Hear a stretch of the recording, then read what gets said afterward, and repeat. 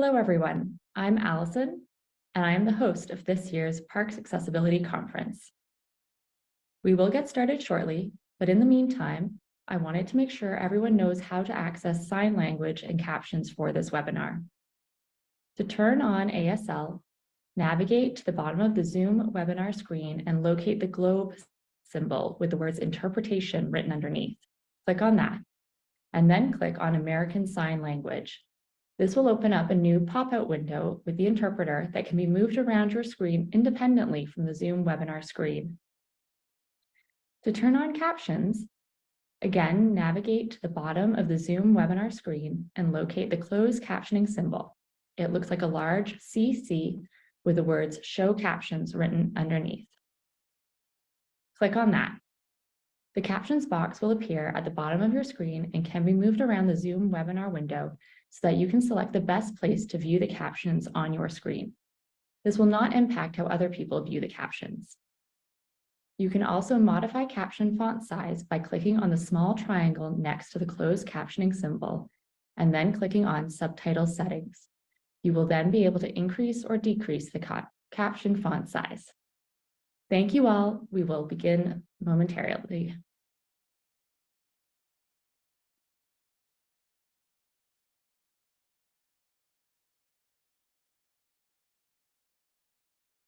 Welcome everyone to day 2 of the Parks Accessibility Conference. My name is Allison and I will be your host for today.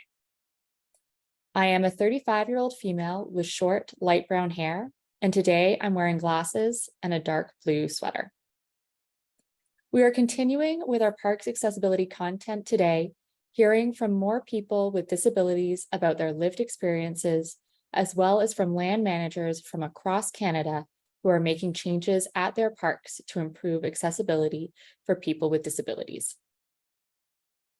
While this conference is virtual in nature and we have speakers and attendees from across Canada and internationally, the Parks Accessibility Research and Conference team acknowledge that the land on which this conference is hosted is the traditional sacred territory of many First Nation civilizations, including the Mississauga of the Credit, Anishinaabe Three Fires Confederacy Peoples,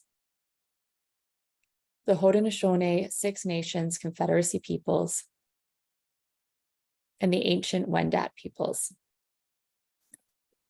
The territory, which we refer to as Toronto, is ceded land covered under Treaty 13 between the Mississauga of the Credit Nation and the Crown.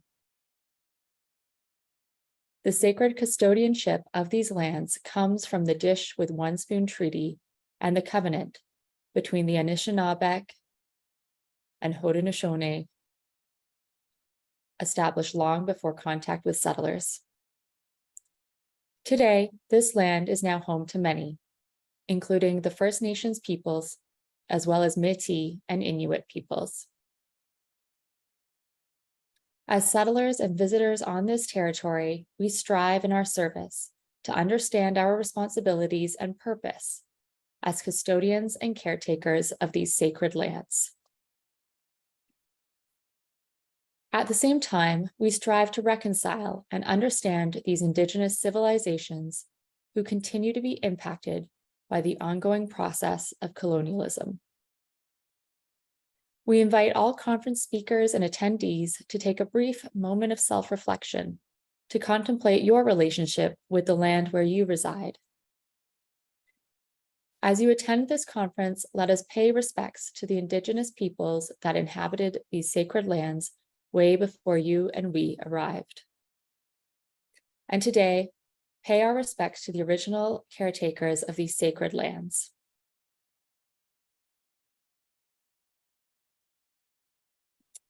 Thank you. Some housekeeping. We invite attendees to submit questions using the Q&A feature found at the bottom of your screens. If this feature is not accessible to you or not available due to calling into the conference using the telephone line, questions can be submitted by email to team@PAC2023.ca. Questions can also be submitted by calling 416-597-0000 3422, extension 7879. You can type the extension in right away without listening to the UHN preamble. If you run into any technical difficulties accessing the conference, please email team@PAC2023.ca or call 416-597-3422, extension 7879. The conference is being recorded and the recordings will be shared online after the conference is over. Any captioning errors will be corrected in the post-production edits. If presenters share contact details or website links, those have been added to their bio on the conference website for easier access. All right, our keynote speaker today is Stan Leyenhorst. As an accessibility specialist, Stan provides critical input filtered through the lens of universal design. His collaborative mindset, coupled with his innovative skill set, offers the requisite insight into achieving inclusive communities. Stan offers an excellent combination of management skills, sales experience, and knowledge on accessibility and universal design. He has spent the last several years focused on accessibility in the built environment, performing assessments, preparing and presenting recommendations, reviewing blueprints, crafting manuals, interfacing with project stakeholders, and educating designers, engineers, and other staff. In addition to his technical experience in this field, Stan brings decades of lived experience as a first-person user perspective. Stan continues to be involved as an expert advisor with respect to accessibility and urban design. Welcome, Stan. Thank you very much, Allison. Thanks for the kind introduction. Welcome everybody to the second day of the conference. I'm glad to be here from Surrey, British Columbia. I'd like to acknowledge that Universal Access Design is located on the shared unceded traditional territory of the Katsi, Semiahmoo, Kwantlen, and other Coast Salish peoples. So today I want to talk a little bit about access to parks using the lens of access for everyone, everywhere, all the time. This is our dream and our goal, with the understanding that we may not reach this goal in our lifetime or ever. So why do we want to provide access to our national parks or other parks? There's a wide variety of parks, from the urban setting to the local setting to the provincial and federal national parks, including heritage sites.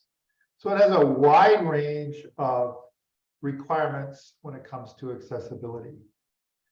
So why do we care? Why do we want to provide access? Well, one of the first reasons is our population is aging.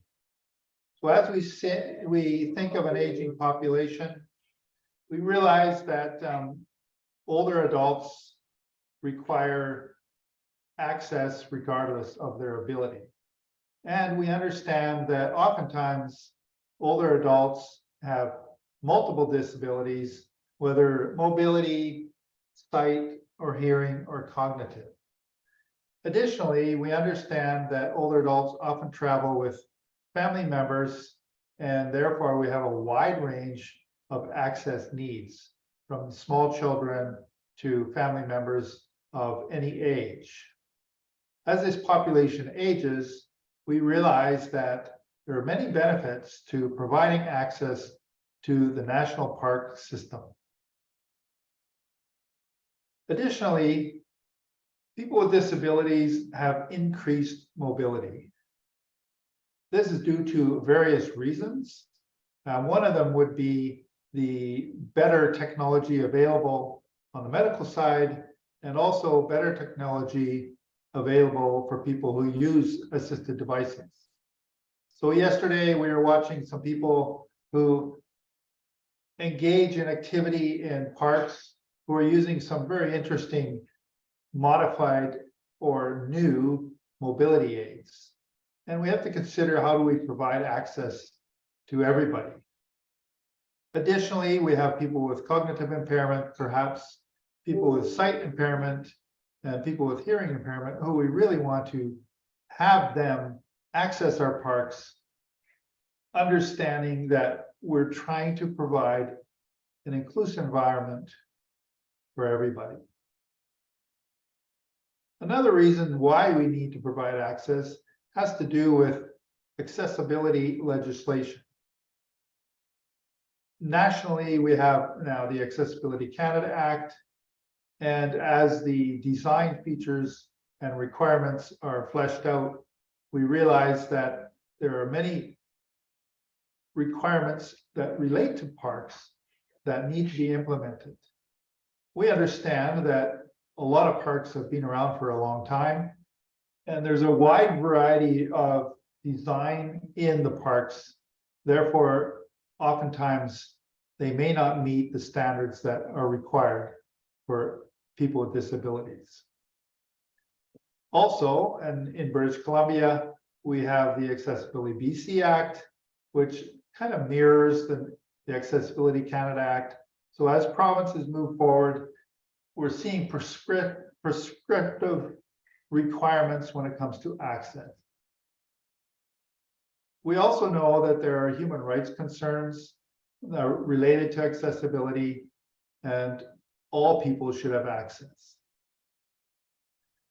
There are also economic benefits to providing access. This generally is one of the main focuses that I use. We understand that if you can't get into a facility, then we obviously cannot receive the economic benefit that you would bring. So as we think of travelers internationally coming to our parks, or residences using our parks, we realize that there are economic benefits having them access our parks. And this is very visible in British Columbia, because trying to find a campground site gets difficult even in January, because they're all booked up. It's very popular. People love to engage in the natural environment.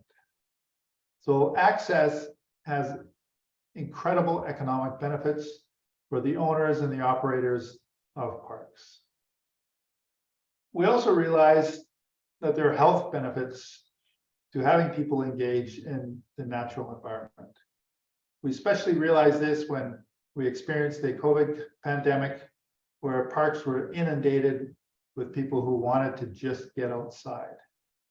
So the longer people use parks as they age, or people with disabilities have the access to these parks, they're going to benefit from the spin-off effect of engaging in the natural environment, whether that's exercise or just a calming, natural place to be. So how do we provide access to parks, specifically national parks, when we talk about this conference? We realize that there's a wide variety of built environments, whether it's buildings, campgrounds, trails. There's such a wide variety that oftentimes we meet the resistance saying it's impossible to create access. So you think about an urban park, think about a national heritage site, you think about a front country park that has access by vehicles, or even a backcountry park. Can we provide access everywhere? I say yes, but it requires a philosophy and a desire. So the philosophy that I like to talk about is universal design. This means that we're following the 7 principles of universal design developed in the late 1970s in the United States. Universal design considers building for everybody. It's a method and it's an idea to provide access for all. So it's the method of creating inclusive environments. It's not the goal. So we need to consider all perspectives. Universal by definition means we want everybody to be involved and we want access for everybody, regardless of where it is or when it is. Obviously, that includes people with disabilities being involved in the design. People with disabilities in the local area who have experience with their local parks, giving perspective on a local level. It's not talking about one size fits all, because every situation requires a specific perspective. We combat the idea of "we've always done it this way" attitude. This is a common refrain when we're talking about design and access for everyone.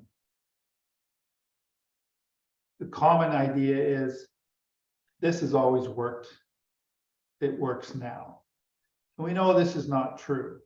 And we know it's not true because obviously, as medical advances progress, more and more people with disabilities are staying mobile longer, and we need to provide an inclusive environment for them so that they're not left out, because we're talking about human rights of inclusion, talking about prescription of accessible legislation. Then we think about all the economic benefits. 1 in 5 minimum in Canada self-identify with a major disability, and many more with minor disabilities. And then we think about the health benefits. So doing it this way, as we always have done, doesn't work anymore. We need to include the perspectives of everybody, whether it's older adults, whether it's children. And when we're considering upgrading a park or building a new park, we need to include them in the conversation to get their opinions and ideas, and layer that over top of professional design. So I want to talk a little bit about some design considerations at a pretty high level, although there are some details that I can provide. When it comes to parks, the first and foremost is not necessarily the built environment, but it's your interaction, website accessibility, and your brochures and all of your media. One of the major downfalls I've experienced with parks and accessing parks is the lack of information about accessibility. We've performed almost 300 accessibility audits of parks in Canada. And generally, the information available on a website is either negligible or non-existent, and especially does not provide the necessary information for everybody to look at the park and consider what will work for them. Website accessibility requires a bare minimum of WCAG 2.1 accessibility, according to the International Accessibility Standards. This means that everybody can actually access the information. Additionally, I resist putting on the comment or the statement that this park is accessible, because the first question is accessible for who? So I believe that what should be presented in a park website is information of what's there, and allow the users to choose whether this is meeting their accessibility needs or not. Therefore, we're no longer telling people whether something is accessible. We're allowing the freedom for people to choose whether they want to use this park or site and enjoy it because it meets their needs. The mistake is that we think that we know what other people need, and we provide the freedom for people to choose instead. So that's website accessibility. So the primary gateway into the trip planning methodology of people who want to visit parks. Then we want to also consider additional brochures and media that is provided, whether we can provide that in alternative formats, in large font formats and good color contrasting so that everybody can use them, and using basic English so they're understandable for everybody. Included in the trip planning on a broad scale would be signage and wayfinding techniques available. This is often the one missing part in a park, and it's often the one piece that the designers and builders and operators leave off because it's generally the last thing to be included in design. It can be primary and important because it reduces the frustration and stress of users to the park, because they no longer are wandering around wondering what is where and how can I get there. So I would encourage all park operators and designers that they consider path of travel, wayfinding, and signage in the primary sense and not as an add-on. Another consideration is related to parking. We hear this all the time. Both anecdotal and research tells us that there generally is not enough designated accessible parking at front country parks or urban parks. This has a couple of reasons. One is, of course, that there are more and more people with disabilities moving around, traveling, and using the environment. And also that we have an increase in older adults who are using these accessible parking stalls. The problem is proximity versus proper usage.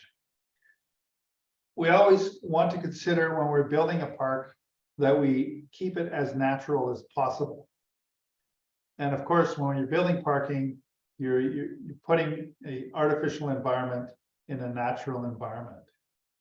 So how do we create and provide a wide variety of parking for all users? And we would suggest that instead of providing many accessible design stalls, which require wider stalls with access aisles and good surface treatment, that we provide more proximity closer to the entrances and the main features of the park, so that older adults who may not or probably do not require the wider stalls have access to the in proximity to the main features. And then strategically placing your wider stalls so that people who require them, maybe with side access bands and that type of thing, have them. So a large number of limited mobility parking and a smaller number of designated accessible parking. When we think of pathways and trails, it's critical that we consider who are using them. And of course, it could be somebody using a horse equestrian to using one of these fancy off-road cycles, to people walking using various mobility aids, people who may have sight impairment, or a wide variety of anyone. So what we want to do is create pathways that do not encroach in the natural environment as much as would be required in an urban environment like paving and everything, but still provide access so that all people can utilize it. Signage, again, is critical, especially when we have barriers along the pathway, that we have users know that these are barriers and these are what the barriers possibly could be, or this is the actual built environment, the slopes, the widths, the surface treatments. This is what you will encounter, and then you can choose whether you actually want to use it or not. So the key, in our opinion, is to provide at minimum access to the main features of a park. We understand that it may not be possible to provide access everywhere, but I would suggest that providing access to the main features, whether it's a dock or a beach or some outlook for viewing the beautiful nature, that these are the focus, including access to washroom facilities. We know that for users, especially older adults, the two main concerns are available seating and washroom facilities. providing access to these will bring in more people. The key to all of this is maintenance. Many times in our auditing experience, the design was pretty good, but the maintenance lacked. So when you come to an accessible pit toilet, which has all the features required for somebody to access and use it, there is degradation of the access to the pad. And if you're using a mobility aid, you can't use the washroom because you can't get to it. So maintenance becomes critical for access for everyone. This requires a prescriptive policy by park operators and park owners. The desire to maintain access to the features that are designed to be used by everybody at the foremost. So once again, and in conclusion, I would encourage everybody to provide access for everyone, everywhere, all the time, regardless of your environment, regardless of your park. Consider who's going to use it, everybody. Consider how we can provide access for everybody. Think universal design and continue to build in such a way that this is possible. Thank you.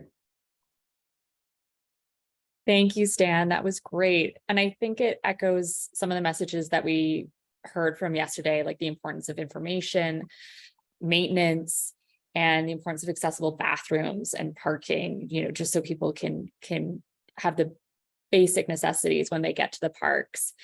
So we had some questions come in. So a question from one audience member is, in your opinion, Stan, what do you think we need to do to make universal design the goal and the gold standard? And I think that's kind of to add to that, with parks and with society at large, so that all buildings and all locations are being built with universal design at the forefront. Well, that requires education to begin with.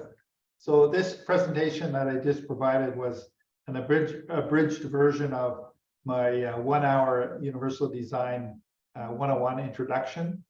So I know that universal design mentality and policy is being adopted more and more, including in what we call RFPs, requirement for proposals, where the requirement is mentioned in the proposal to start with that you require a universal design specialist as part of your team.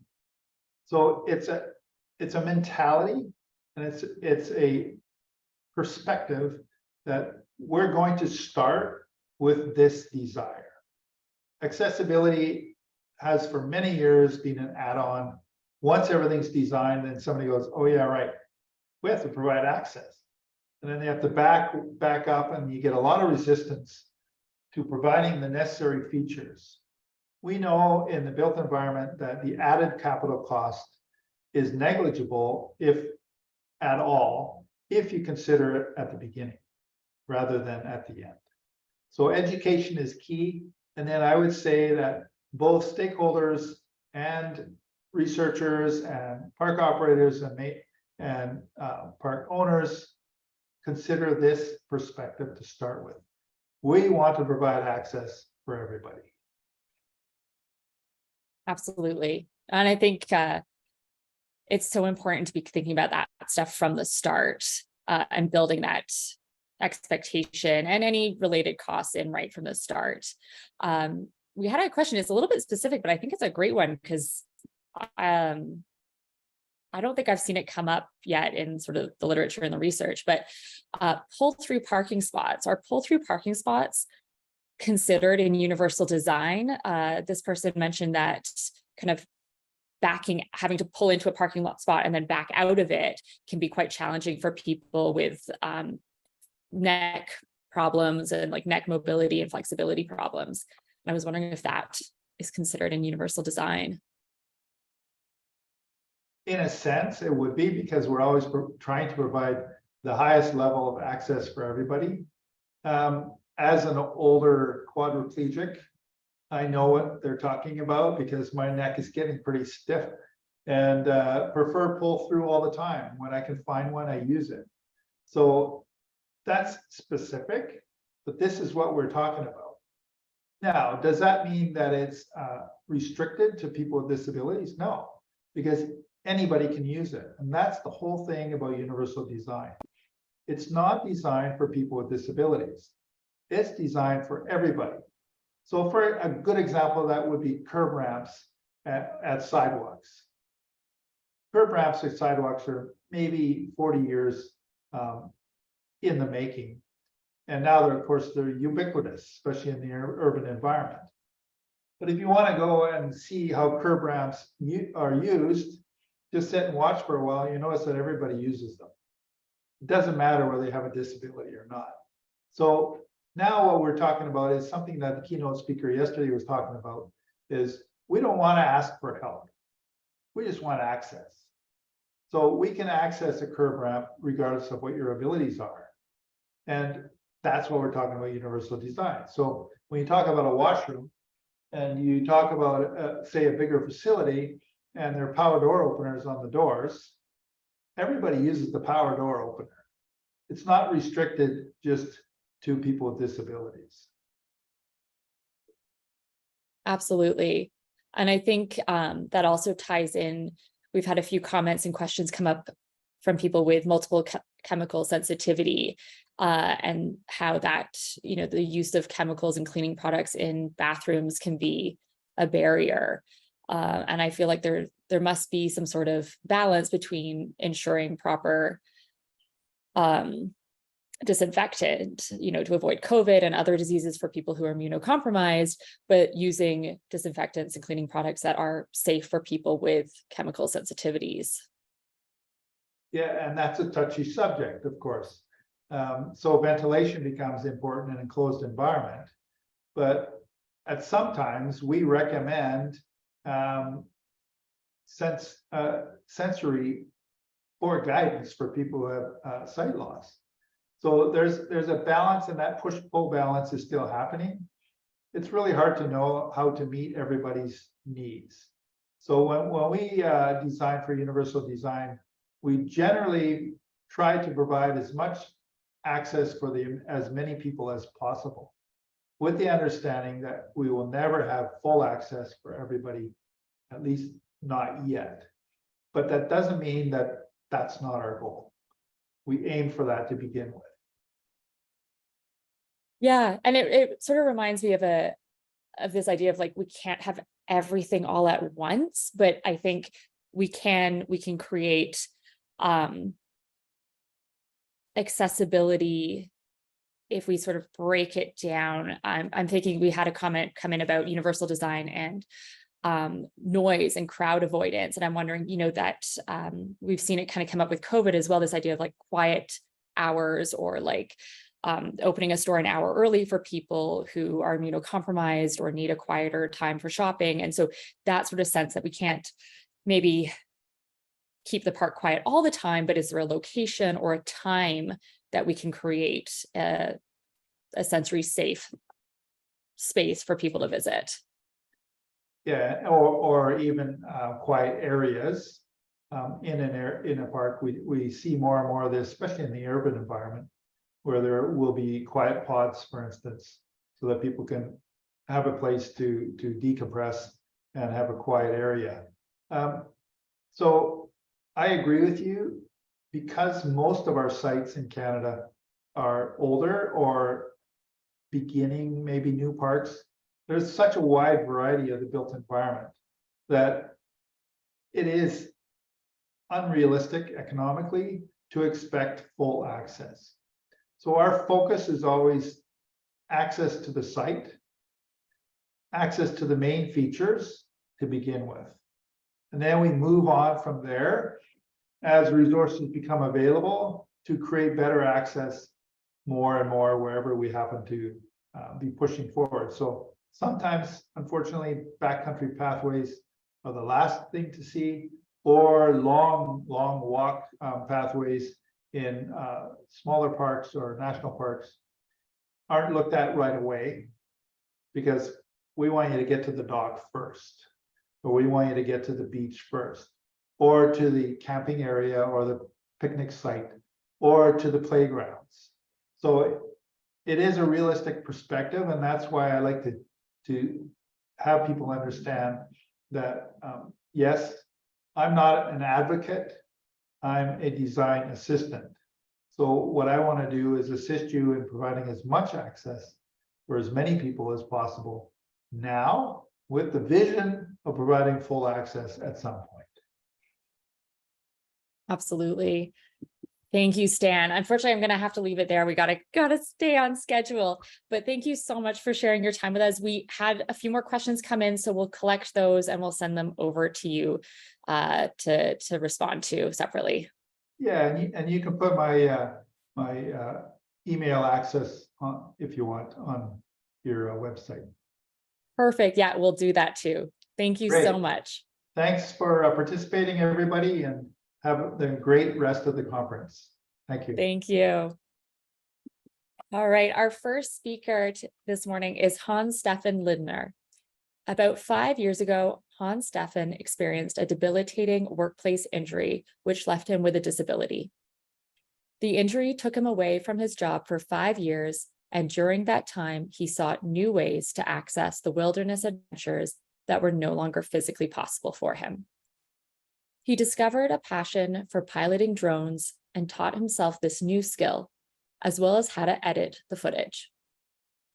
He began creating videos of his favorite natural places, which he started sharing with his friends and family. Because of this life-changing experience, Hans-Steffen gained a deeper understanding of the ability for nature to bring us back to a more vibrant state of health, both physically and emotionally.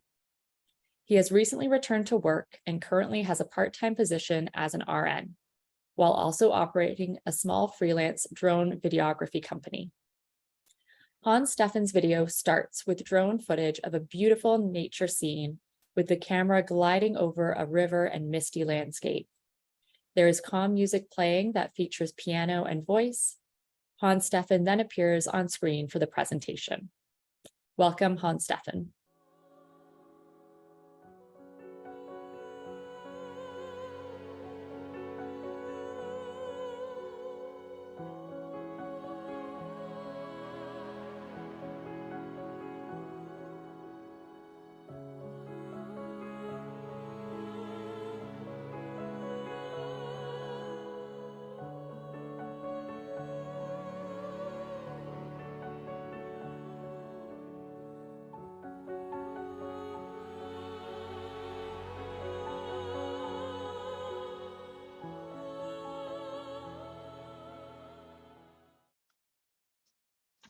Hello, my name is Hans-Steffen Lindner. Today I'm going to share my story with you about my past experience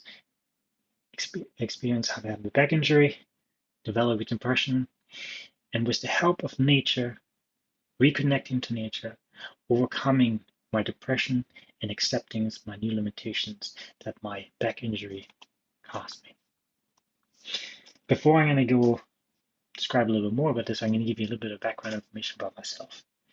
At the age of 16, I moved from Germany to Happy Valley Goose Bay in Newfoundland and Labrador, and that was my first exposure to real outdoors, I'm going to say. My family and I, we spent a lot of time outdoors, hiking, kayaking, hunting, skiing, snowshoeing, snowmobiling, you name it, we did it. I spent most of my free moments always outdoors. For me, I subconsciously didn't know at the time, but it was a very therapeutic moments for me always. Stress relief, spending time outdoors. I maintained this lifestyle basically of being outdoors until my back injury occurred. Okay, after I finished school high school in Happy Valley Goose Bay, I moved to St. John's, Newfoundland, and attended Memorial University. At Memorial University, I studied kinesiology, which I finished, and then afterwards, I studied the Bachelor of Science in Nursing. After I completed the Bachelor of Nursing, I ended up moving to Usersbrook, which is on the west coast of Newfoundland, and I started to work in a regional hospital in Cornerbrook. In the regional hospital, I started as a cardiology, general medicine nurse, eventually moved into women and children health, and then afterwards I ended up working in, or studying critical care, working in ICU and ER department. About a few years before my injury occurred, I ended up moving into the endo suite, what we call, where I became an interventional radiology nurse and worked there. So that's my background work-wise and a little bit of history of myself. About 5 years ago, I, on the way to work, walking down the stairs, in winter time, stairs was not cleared, snow, ice on it. I ended up falling and injuring my lower back. This injury, unfortunately, did not disappear with time. The pain proceeded, even though I was getting lots of medical care. I seen physio, chiropractor, pain specialists, you name it, I saw them. Unfortunately, none of this actually helped to improve my pain. And over time, I developed depression from lack of sleep, I'm guessing, and from the lack of interaction with nature. At the time, I was not aware of that. I didn't realize it. However, my partner did.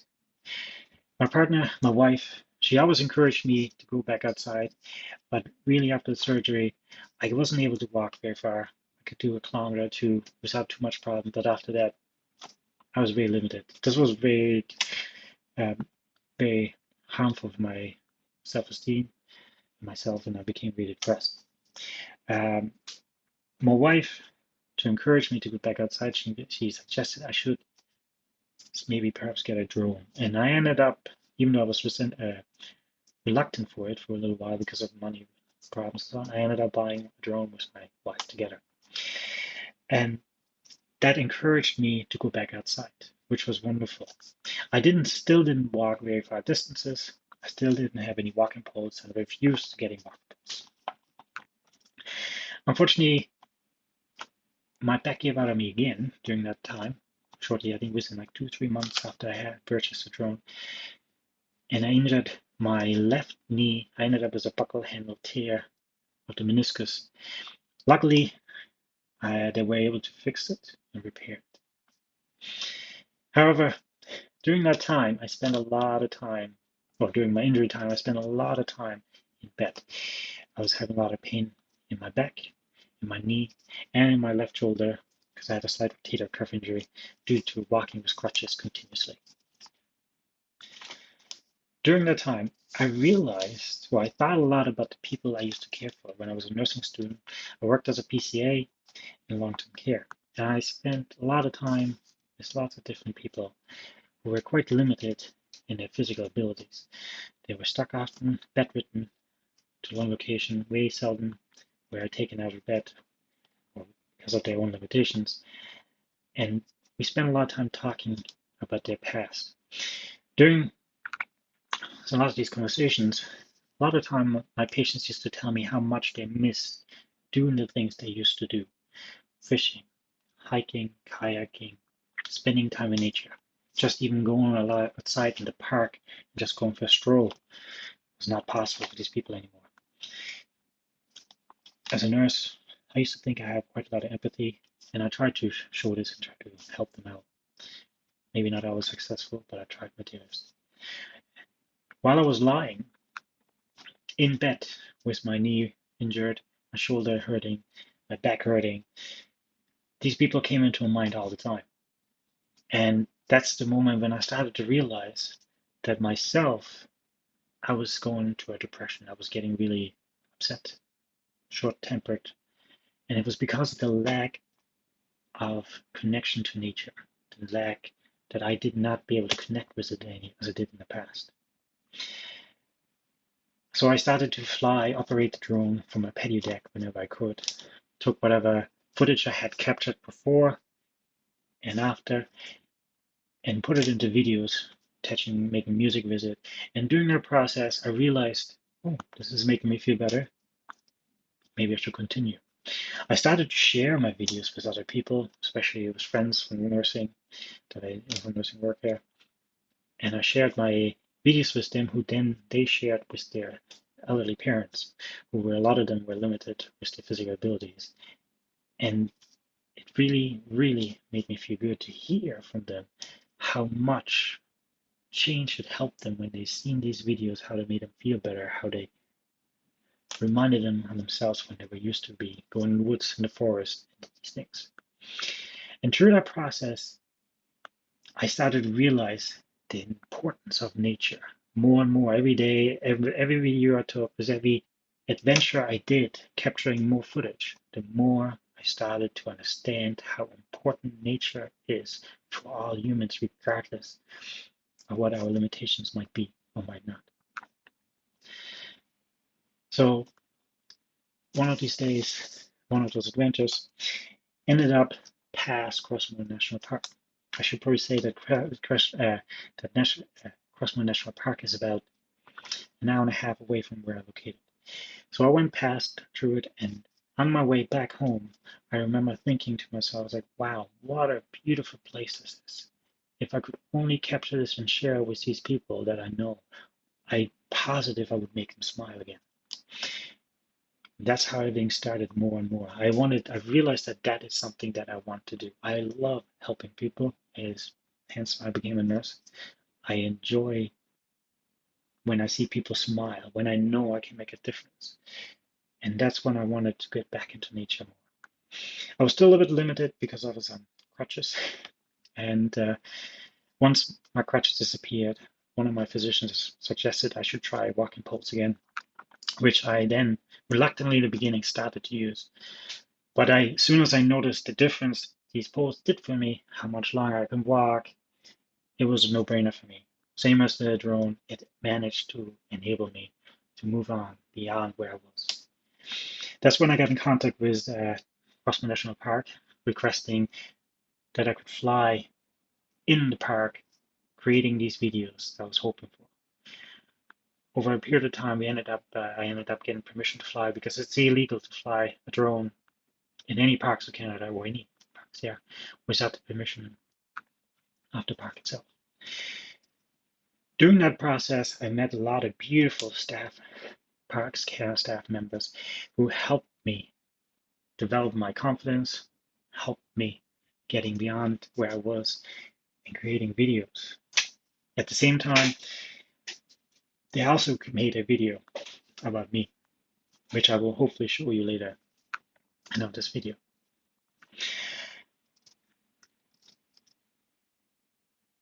It was those moments when I was with the Parks Canada staff, walking, hiking through these trails, capturing this footage, thinking of how I can present the beauty to other people to make them smile, to make them happy.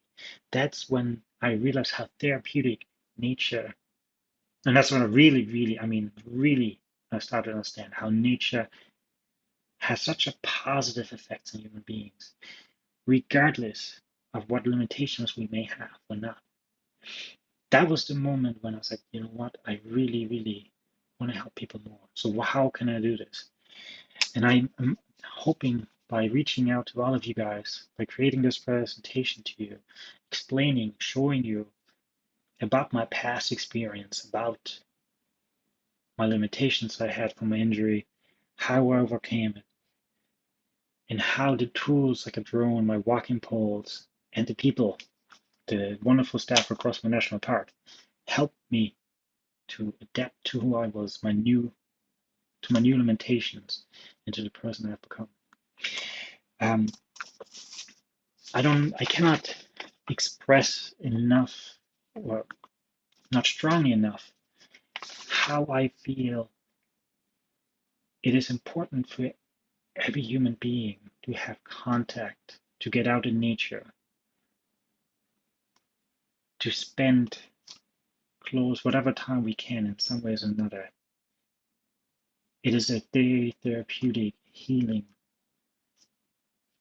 opportunity. It has a lot of positive feedbacks to human beings. This project that right now is happening, PAC Accessibility Conference, for example, I cannot stress enough how important it is that we make Parks Canada accessible to all humans, regardless where we are located, what our limitations are, what we can or cannot do. It needs to be accessible for everyone in one way or another. So I hope you understand what I'm trying to say and what I'm trying to bring across. I thank everyone for giving me the opportunity to speak at this conference and to explain my past experience with you. And I hope this will make a difference. There's a saying, what we call it, a picture is worth 1,000 words. Well, I hope that this video that Parks Crossman National Park Canada created about my story and how I went about overcoming my limitations is 1,000,000 words worth. And hopefully you like it. Thank you very much for listening to me. Thank you very much for giving me the opportunity to express my thoughts and feelings when it comes to making Parks Canada accessible.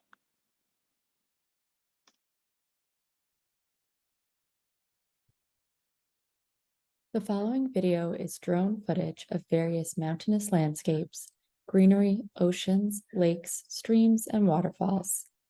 Footage also features Hans-Steffen flying his drone and hiking. This is the story of Hans-Steffen Lindner, who injured his back and started using a drone to explore nature in a new and different way. Parks Canada is proud to work with him and celebrate his return to the trails after 3 years of recovery.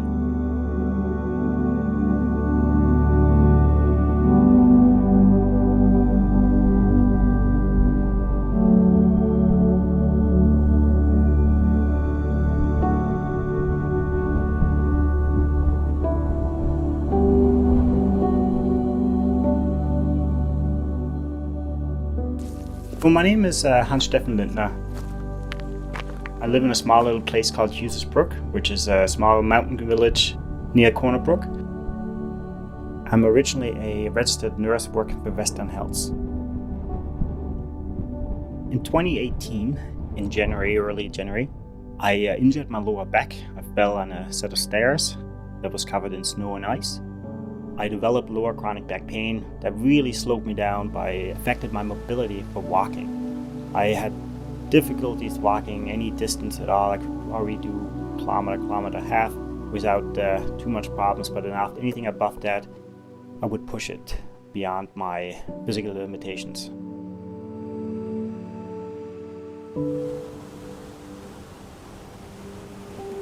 And the chronic pain eventually became quite depressing to me. It became because I was constantly having pain. With everything I was doing, every movement I would do, I had pain. It was a constant reminder that I was injured. So I became quite depressed. I missed that connection with nature that I normally would usually have. My normal method with stress that I used to deal with was being in nature, walking around and exploring nature around me. It was a coping method for me.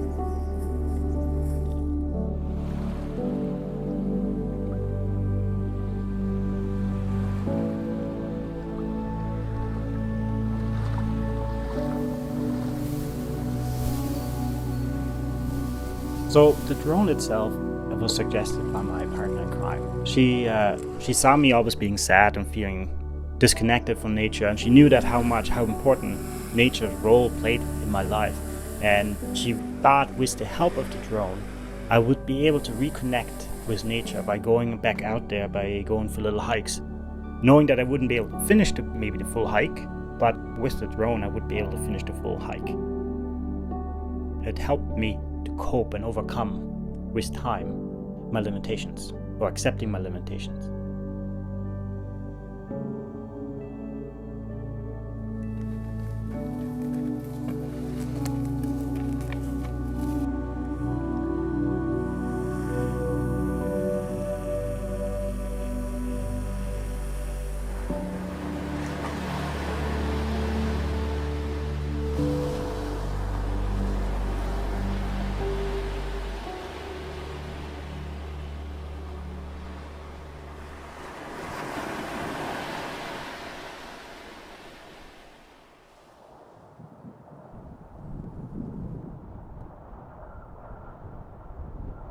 At this point right now, I started to, or I took this footage of the different videos or the different areas that I visit and hike. I started to put them together in videos, little videos, and started to accompany with some sounds of music and sound effects. And I started to enjoy myself, and I realized that other people also enjoy it. And at that point, I also realized that there's a lot of people out there who never ever go back to nature. I loved nursing, and I really truly enjoyed being a nurse. And the biggest part of being a nurse was helping other people. I see that smile in the face when you know you did well, you did good, and you see the person appreciated everything you did for them. That was for me always the biggest thing in life, job-wise. I'm hoping that in the future that I'll be able to provide some people with artistic therapy, be able to reconnect with nature in one way or another.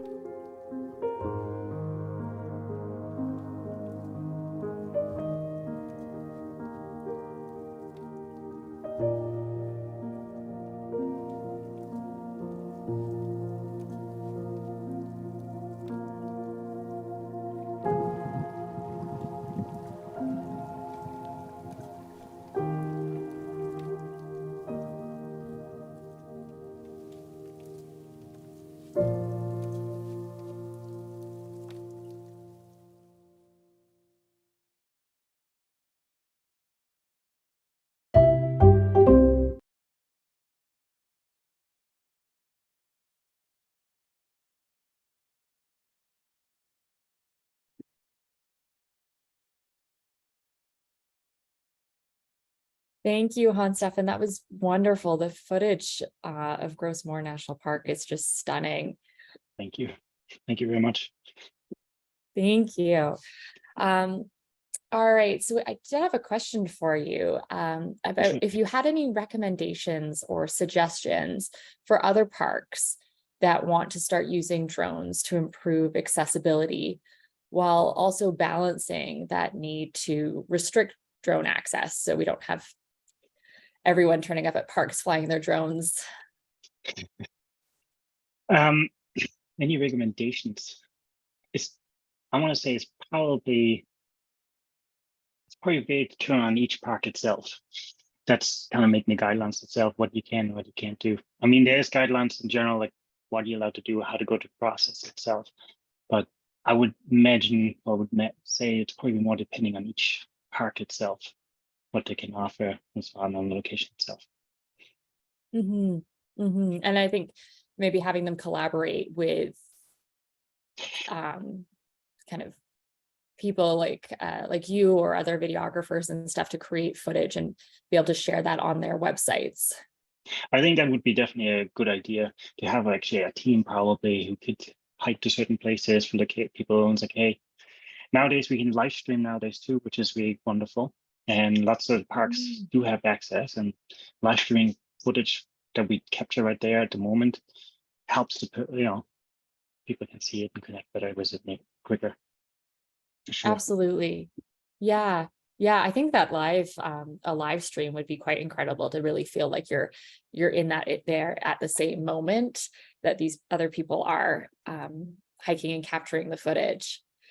I had another question. Someone asked if you had any tips for getting started, like beginner friendly drones or kind of what the cost is if someone wanted to get started themselves.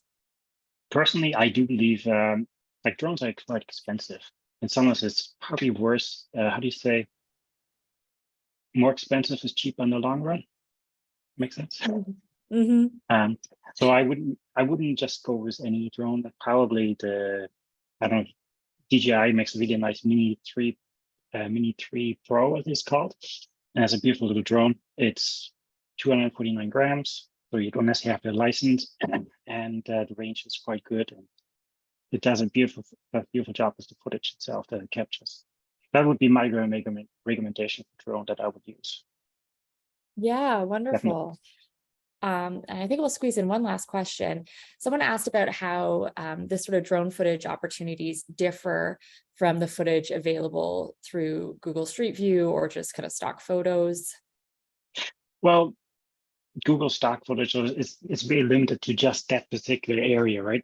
Whereas if you want to do is like, hey Hans, listen, can you go over there and film this particular area right there. I used to sit there with my child and whatever might be the case. You can make it more personalize it much more with the drone itself if you go do these kind of compare to street views and so on, for sure.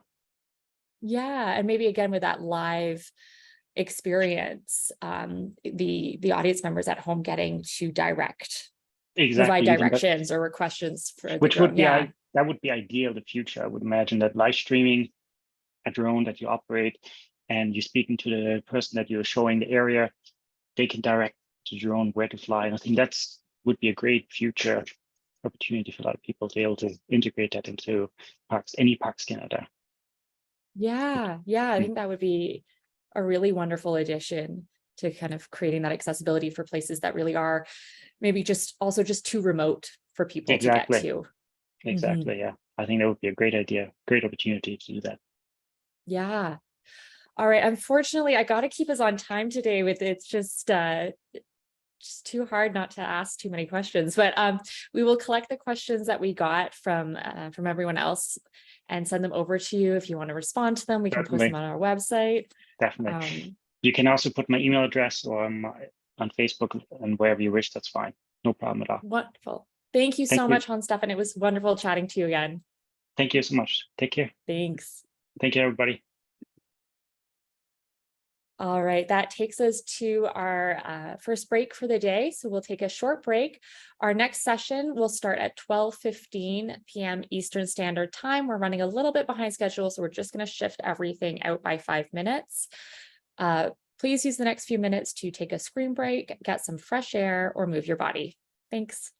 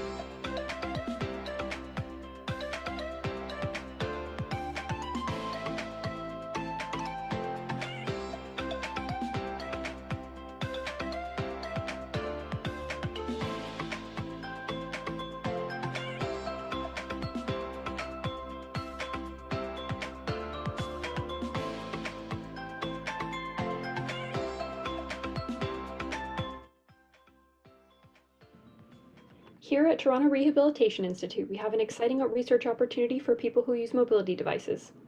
The advertisement is titled, "Have Your Say in Designing Accessible Public Spaces." We're looking for people who use wheeled mobility devices to participate in this research study.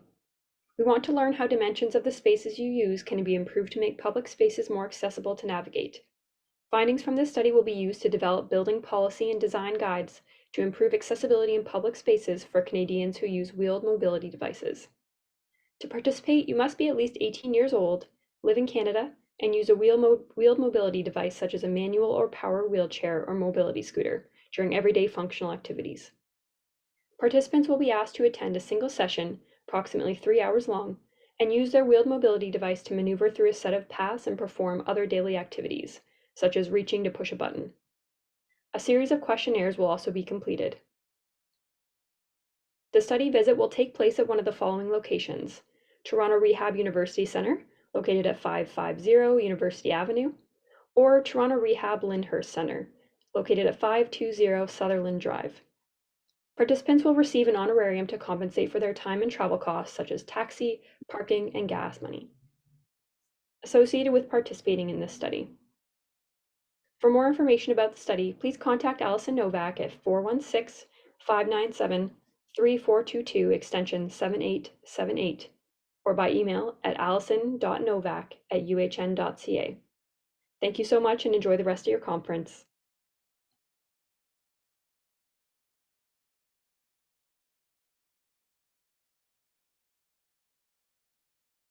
Welcome back, everyone.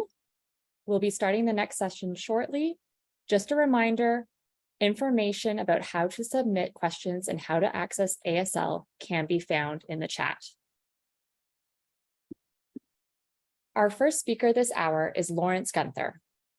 Lawrence is a conservationist, outdoor writer, podcaster, blogger, filmmaker, and TV personality. A lifelong outdoor enthusiast, Lawrence has traveled extensively throughout Canada to experience and document the country's amazing natural resources and diverse peoples. Having earned his master's degree in environmental studies from York University, Lawrence went on to establish the charity Bluefish Canada, dedicated to conserving Canada's water quality and fish health. Despite being registered blind at age 8, Lawrence has leveraged his visualization and storytelling skills to open people's minds to Canada's underwater worlds. His work has been recognized with numerous awards, including the Queen Elizabeth Diamond Jubilee Medal and the Governor General's Meritorious Service Medal. Welcome, Lawrence. Hi, I'm Lawrence Gunther. I'm the founder and president of Bluefish Canada. We're a charity dedicated to water quality, fish health, and the future of connecting young people to nature through outdoor adventure, like fishing. We recently acquired a property, 6 acres, or about 4 hectares, 1,350 feet of shoreline, or about 400 meters of shoreline, with a 1,700 square foot cabin. It used to be a former kids camp. This is off-grid in Quebec, no electricity, no hydro, no running water. This is off-grid.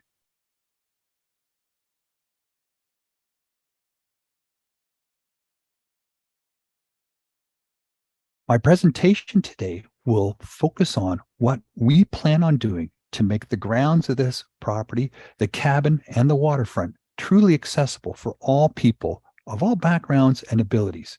As someone who's living without sight myself, I went blind when I was 8, gradually, slowly, and now I'm totally blind. And I've always been a real lover of the outdoors. Finding spaces to be accessible in the outdoors has been really important to me. I focused on this with a lot of the organizations and companies I've worked on over the years to help them get their facilities accessible. And I've had the privilege of chairing the CNIB Lake Joseph Center's advisory board for 6 years, located in Central Ontario and the Muskokas. The Lake Joseph Center is a beautiful, wonderful camp servicing people with low vision, blind and deafblind. And now we're also happy to announce that CNIB is supporting us in getting this new project of Bluefish Canada off the ground and making it a real showcase of accessibility in outdoor adventure. Let's talk a little bit about the research station. This is the cabin that has 24 bunk beds in it right now. It was built in 1996. It's off grid. There is some electricity. They did run it with a generator. We're going to be putting in solar energy. We're going to be putting in running water, all sorts of equipment, and we're taking out the bunk beds. Yeah, we're going to turn it into a residential space for researchers from universities and other places who want to do research on fish and fish habitat and need a place to stay. So we'll put in accommodations for 6 to 8 researchers of all abilities. That means getting into the cabin, we'll have to have wheelchair access, wheelchair accessible doors, wheelchair accessible bedrooms, kitchen. The whole facility will be fully accessible to people who use mobility aids and people with low vision and blindness. So we'll have contrasting colors, contrasting lighting, good lighting that can be adjustable, no glare lighting. We will have tactile indicators on the floor. We will organize our furniture, and the layout will have a flow to it. So even if there is some open concept, it won't just be a sort of puzzle that people have to work their way around. It's not a huge cabin, but we want to create a space that really flows for everybody, regardless of their abilities. It doesn't detract from their usage. It doesn't distract them from what they're doing. So making that cabin fully accessible, well, you know, there's lots of design material and ideas on there about it out there that we can follow. So I'm not too worried about that. Now, what are we going to do with the youth? We're going to be putting up some canvas tents. You know, these are all the rage these days. Nice, big, square, tall canvas tents that can accommodate up to 4 to 6 youth or families of up to 4 to 5 in size.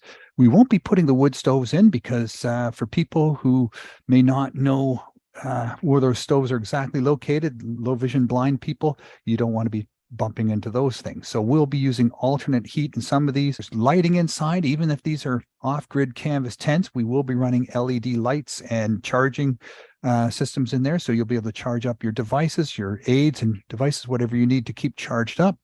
And we'll be making sure that you're not sleeping on the floor, that there'll be cots, and that transferring to the cots from wheelchairs and such goes super smooth and easy. So this is going to be a nice space for people who really, you know, disconnect from the world, disconnect from the sounds of the world too. So these tents will be spaced out about 100 feet apart from each other to make sure that you're not hearing anything other than just the sounds of nature.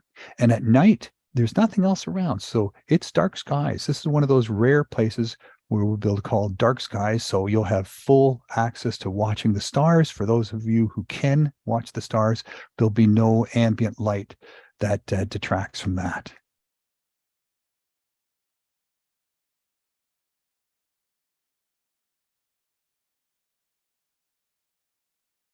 Now let's talk about the exterior, the grounds.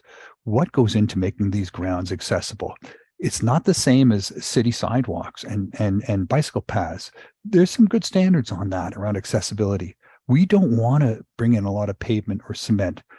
Everything here is under giant old white pine trees. We want to protect the roots of those trees. We don't want to damage the roots of those trees. So we have to find ways to work around and within nature and not just push nature out of the way. That means bringing in fine ground gravel with light equipment, moving that around, backing that down as much as necessary without causing disturbance to the ground underneath or the roots, but enough to make a good solid pathway that wheelchairs can move up and down easily without encountering rocks or roots or other sort of encumbrances.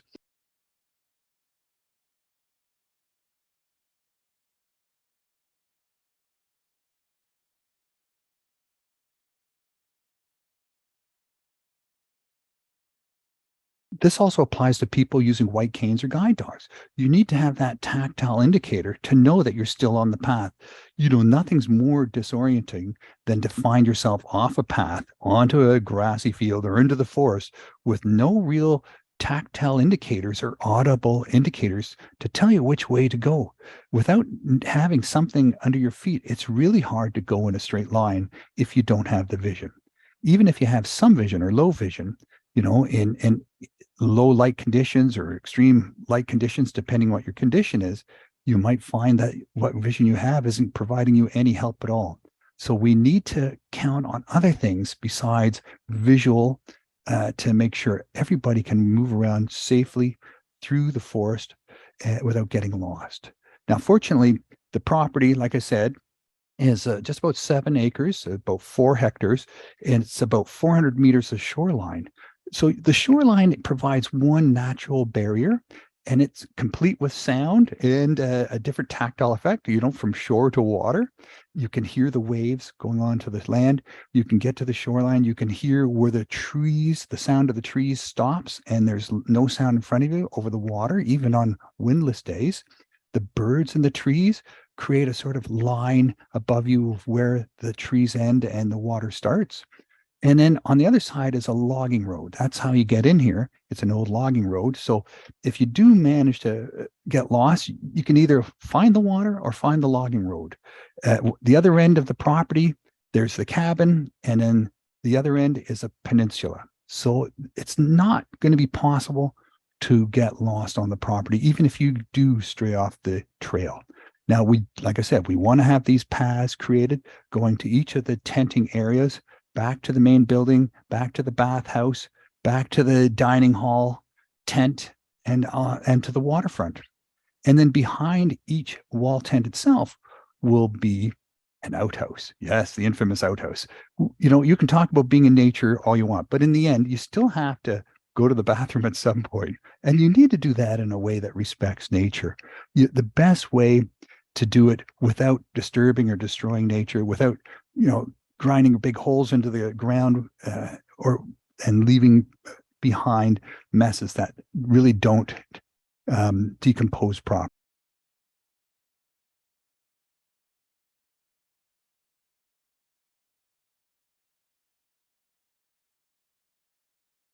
So they won't get a lot of use.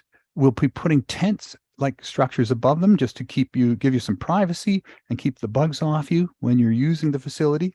But the tents will be quite large, so you'll be able to bring your wheelchair inside the tent. There'll be room for 2 people in case you need help transferring. The boxes will be the right height for transferring.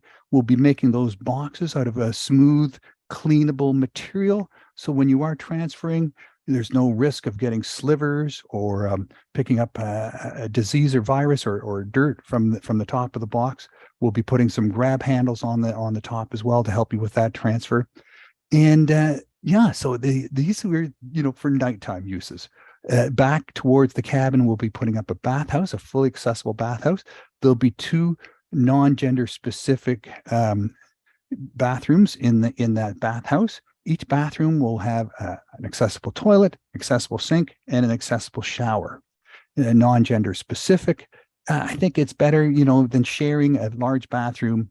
If you have your own bathroom where you can get done what you need to get done, 2 of those should be sufficient to serve 25 people. And we'll also have a fully accessible bathroom inside the cabin as well.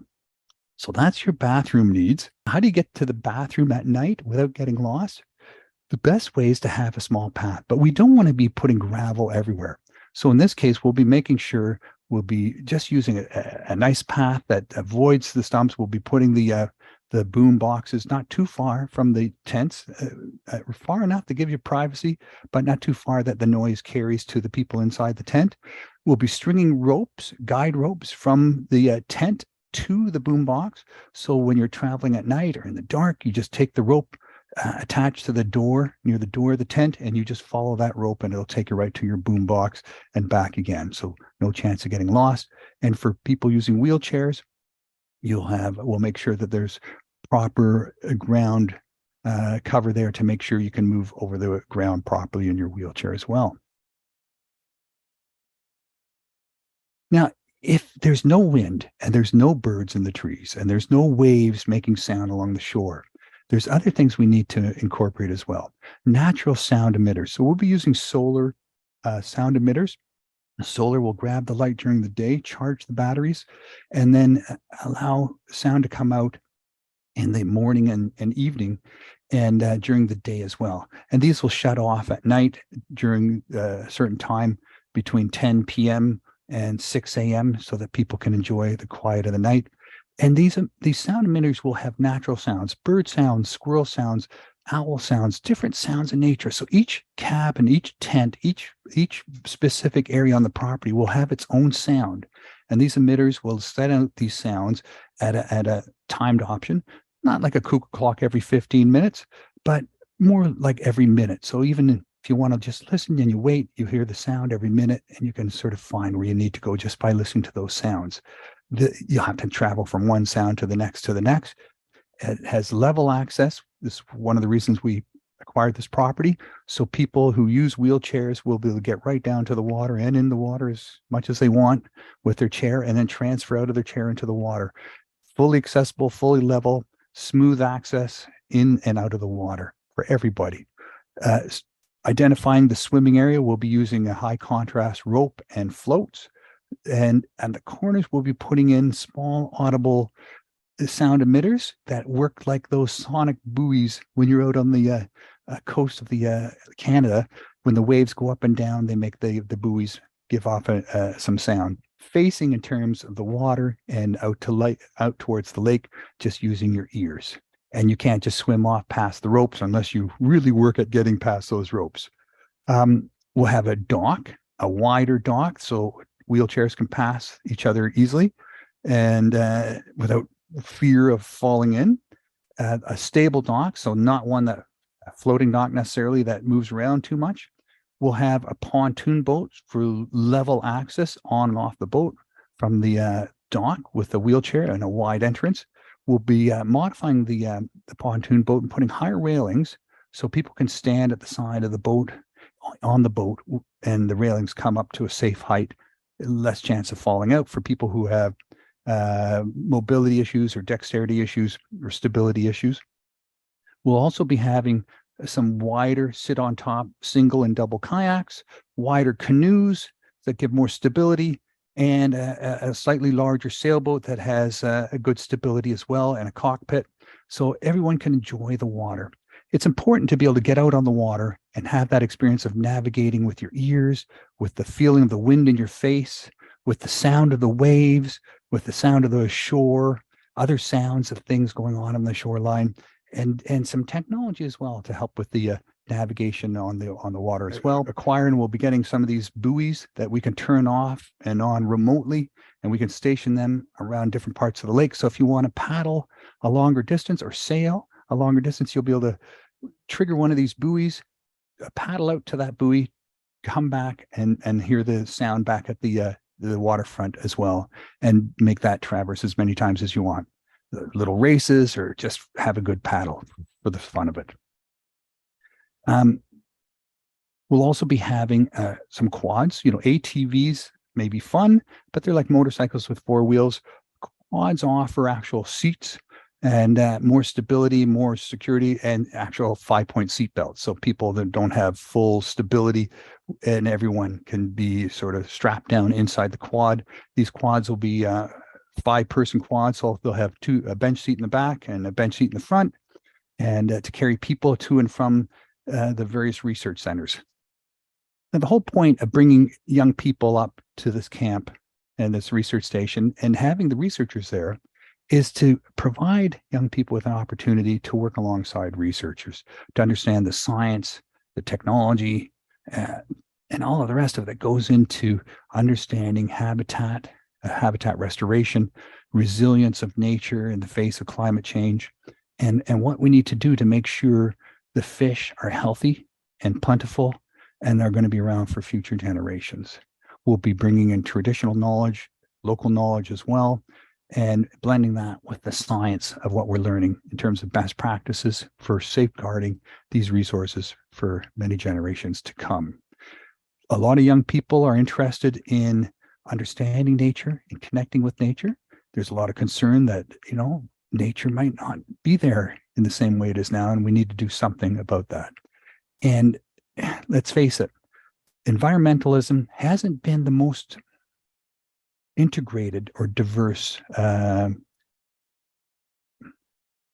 group in the past. And there's a big movement to make a change there. There's a big movement to get more diversity, more equity, more inclusion into the environmental movement.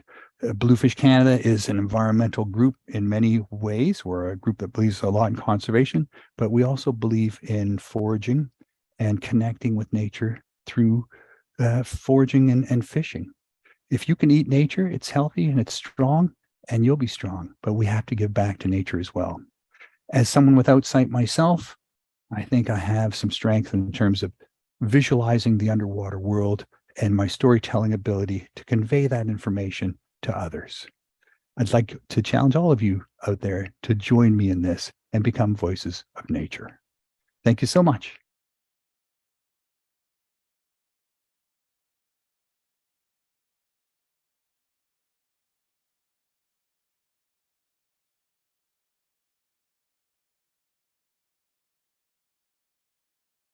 Thank you, Lawrence. That was fantastic. Such a fascinating project. And I loved the idea of sound emitters to assist with navigation and utilizing nature sounds to align with the integrity of the surroundings. Yeah, no, it's something I learned participating in the international sailing regattas around the world. They use some of this technology, and I've been working on my own little project, the blind fishing boat, for over 15 years now. So, it's a little plastic boat with an electric motor equipped with all sorts of sound emitters and talking systems and sonars and things like that.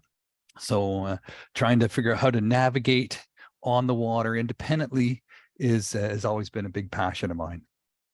Wonderful. Yeah. And I think, again, it just speaks to how there are so many innovative solutions for accessibility challenges if we just pay attention and really think about them. For sure. I've been visiting a lot of national parks in the United States and Canada over the years, and have seen some great successes in terms of how they've tried to reach out to people with other sensory disabilities, beyond accessibility for people with mobility issues.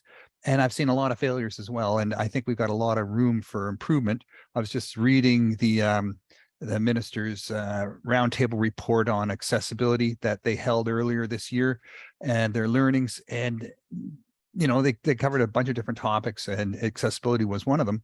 And obviously they heard us, but I think there's still room for improvement for sure. I mean, based on, Braille signage is one thing, and wheelchair accessibility is a second thing, but there's a lot more that can be done. Absolutely. Absolutely. And I think that's a great little segue. We had another kind of comment come in, just encouraging all of us to be thinking about multiple chemical sensitivity disorders and people having severe reactions to fragrance chemicals, and just really thinking about that when we're talking about park accessibility, and especially when it comes to things like the visitor centers, the bathrooms, the accommodations, and making sure that's accessible too. Mm-hmm. Absolutely. Absolutely. And so I had a question about the timeline. Like, this is such a great project and very inspirational. And I'm just wondering if you know what you're looking at in terms of timelines and getting this open to researchers and the public. We hope to be receiving our first guests in summer of 2024. That's the plan.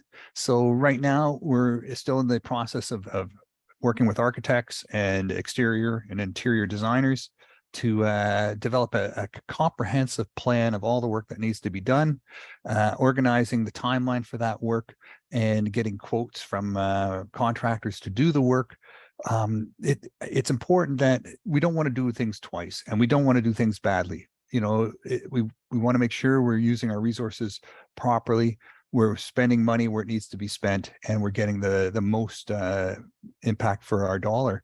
But a lot of this stuff is going to be, developed as we go, because there's not for some of the trickier accessibility challenges, like we're really off grid, right? So, how do you make sure that people are safe and having a fully accessible and as independent experience in the outdoors without putting them at risk. So it's balancing risk with the experience. And so you can imagine there's a lot to take into consideration, right? Like who decides how much risk is acceptable, and that changes from individual to individual. And then when it comes to youth, there's also, youth under 18, they can't really make those decisions for themselves necessarily in terms of risk assessment and risk tolerance. So we have to have baseline levels of accessibility and risk acceptance, and then as well offer people the opportunity to push beyond that, those people who have the capacity and the right to do that, to make those decisions for themselves. One thing about being a person with a disability is it's easy just to be told to sit down, and that's the safest thing to do. But as adults and as independent thinking people, we're allowed to take risks. And what does that look like? And is it informed risk? And is it, is the risk acceptable for the people who operate the facility? So there's a number of conversations that have to happen around that. And lots of different parties have to be part of that conversation. I think that's a super big part of accessibility in the outdoors. Absolutely. Yeah, I think that is almost like a pinnacle as a conversation is that risk, that appetite for risk for everyone involved. I'm so sorry. We are going to have to leave it there just to keep us on schedule. We have had some people interested in your camp when it opens. So maybe we can make sure that we've got some of your contact details on our website so that they can get in touch with you to learn about when it opens and being able to visit. In the meantime, you can reach us at info@blindfishingboat.com. info@blindfishingboat.com. Fantastic. Thank you so much, Lawrence. My pleasure. Thank you for the opportunity. All right, just a quick note and apology that we were unable to play Marie LeBlanc's video before the last break. We do apologize, and we will be playing that today after the next presentation and right before the lunch break. Our next speaker is Laura Brydges. Since surviving a traumatic brain injury in 2005, Laura experiences memory problems, visual and auditory processing issues, chronic pain, depression, and cognitive and physical fatigue that vary in degree every day. She is a committed proponent of and for the hidden disability community. She has designed and shares a free digital hidden disability symbol on her Hidden Disability Facebook page. She has conducted 2 hidden disability surveys and is the author of a white paper entitled State of Exclusion, How Perceptual Frameworks and Knowledge Gaps Have Failed the Hidden Disability Community. Her efforts have been featured in the Toronto Star, CBC Radio, Accessible Media Inc., iHeartRadio, and various blogs. Welcome, Laura. Thank you. It is a pleasure and honor to be here to speak about the accessibility needs of the hidden disability community within our national and provincial parks. I have entitled this presentation, Hidden Disabilities, a Piece of the Forest That Was Left Out by Mistake, and have prepared the content from my own experiences and with lots of help from Winnie the Pooh, Speaker of Truth, and Canada's Hidden Disability Community, or HDC. You may recognize the title as a quotation from A.A. Milne's book, Winnie the Pooh, a philosophical story about a yellow bear that goes on adventures in the 100-acre woods. As depicted on this slide, a golden Winnie the Pooh, seated on a green park bench, is looking longingly into an empty honey pot, just as members of the hidden disability community look longingly for accessibility measures that too often leave us out by mistake. Slide 1, this slide, like all others to follow, is presented on a bright blue background with lighter blue headlines and quotes, and content in white lettering in a serif font. Quotes are presented in a simplified cursive font. But before we talk specifics about accessibility, I want to play this 1-minute video that names various hidden disabilities. Each disabling condition, illness, or injury is stated while being visually paired with a photo of a different person with diverse races, ethnicities, ages, sizes, and activities represented. Photos are placed against brightly colored backgrounds with a bottom banner continuously stating silent, dynamic, episodic, invisible. You know someone with a hidden disability: heart disease, dyslexia, arthritis, and dementia, AIDS, fibromyalgia, celiac, schizophrenia, long COVID, anemia, Lyme disease, and phobia, hypoglycemia, blood disease and asthma, cancer, dysautonomia, migraine, hemophilia, MS, dyscalculia, low vision, POTS, leukemia, incontinence, insomnia, and sickle cell anemia, bipolar, immune deficiency, addiction, retinopathy, Alzheimer's and ADD, concussion, PTSD, chemical sensitivity, depression, narcolepsy, hearing loss, anxiety, dysphoria, tinnitus and ME, learning disorder, DID, chronic pain and epilepsy, brittle bone disease, noise and light sensitivity, mental illness, lung disease, memory loss, HIV, stroke, failing kidneys, Ehlers-Danlos, and brain injury. Slide 2, image. Pooh Bear is sitting on his green bench looking at maps. Quote, "It is wise to ask someone what you're looking for before you begin looking for it." Header, hidden disabilities. Hidden disabilities are invisible, silent, episodic, and dynamic, and are more prevalent than our detectable disabilities. Yet hidden disabilities receive less research and advocacy. Despite the diversity among members of the hidden disability community, we do share collective needs and common experiences, such as disabling pain, fatigue, and sensitivities, and functional limitations, to the point that 95% of the hidden disability community report regularly avoiding places, situations, and events.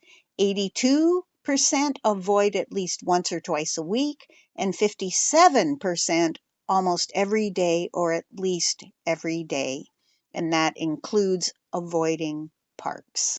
Slide 3, image. Pooh Bear is seated on his bench with a green backpack and a walking stick beside him. Quote, "I'm not lost, for I know where I am, but however, where I am may be lost."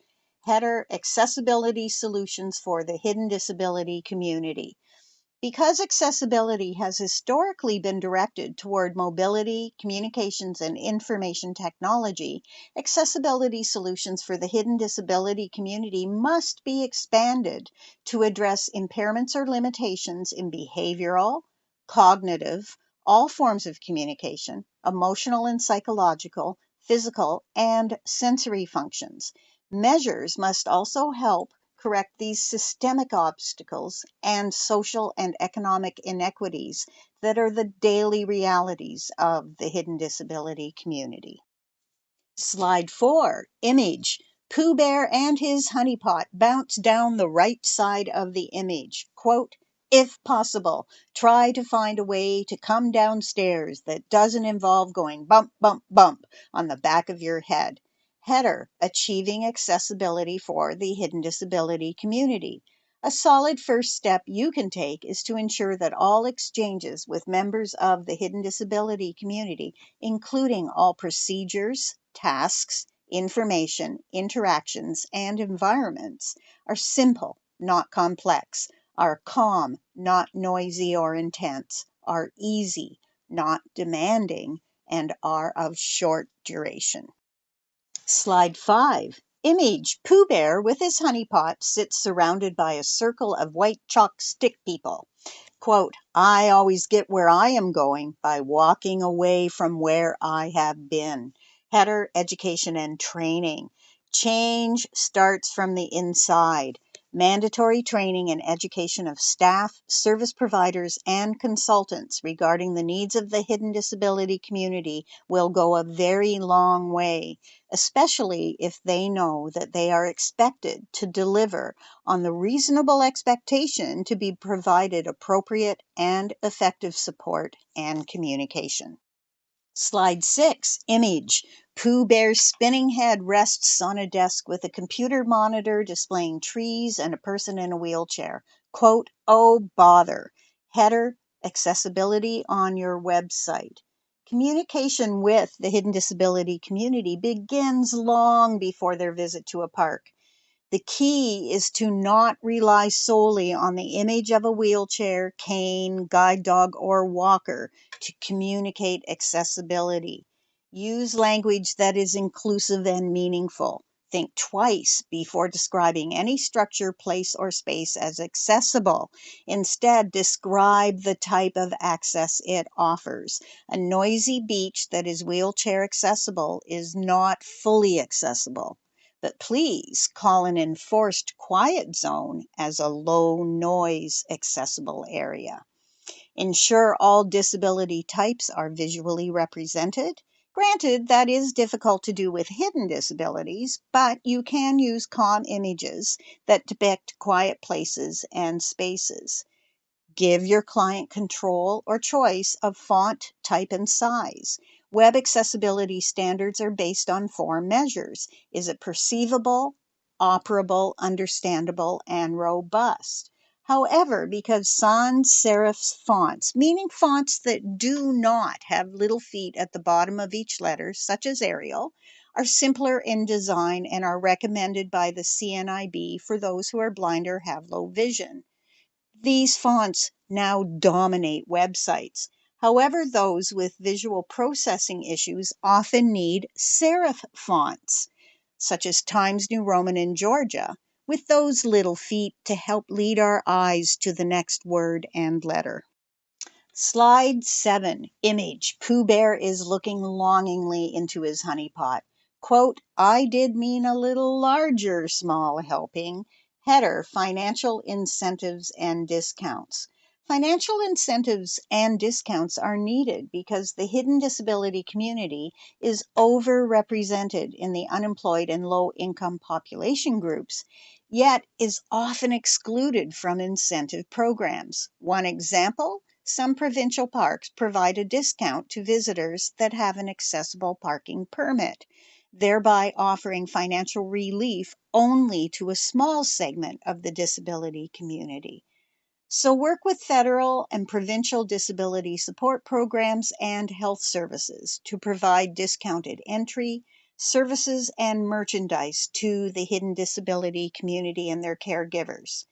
Please keep it simple by removing and not creating demanding paperwork, complicated processes, and procedural hoops for qualification. Slide 8, image. Pooh Bear stares into his empty honey pot while seated on a light blue skateboard. Quote, it could be worse. Not sure how, but it could be. Header, getting to the park. Let me remind you that 95% of the hidden disability community avoid places, events, and situations on a regular basis. And let me assure you that we do avoid noisy, busy parks and parks in semi-remote and remote areas because time, distance, travel, and driving are obstacles. Many members of the hidden disability community, like myself, do not drive.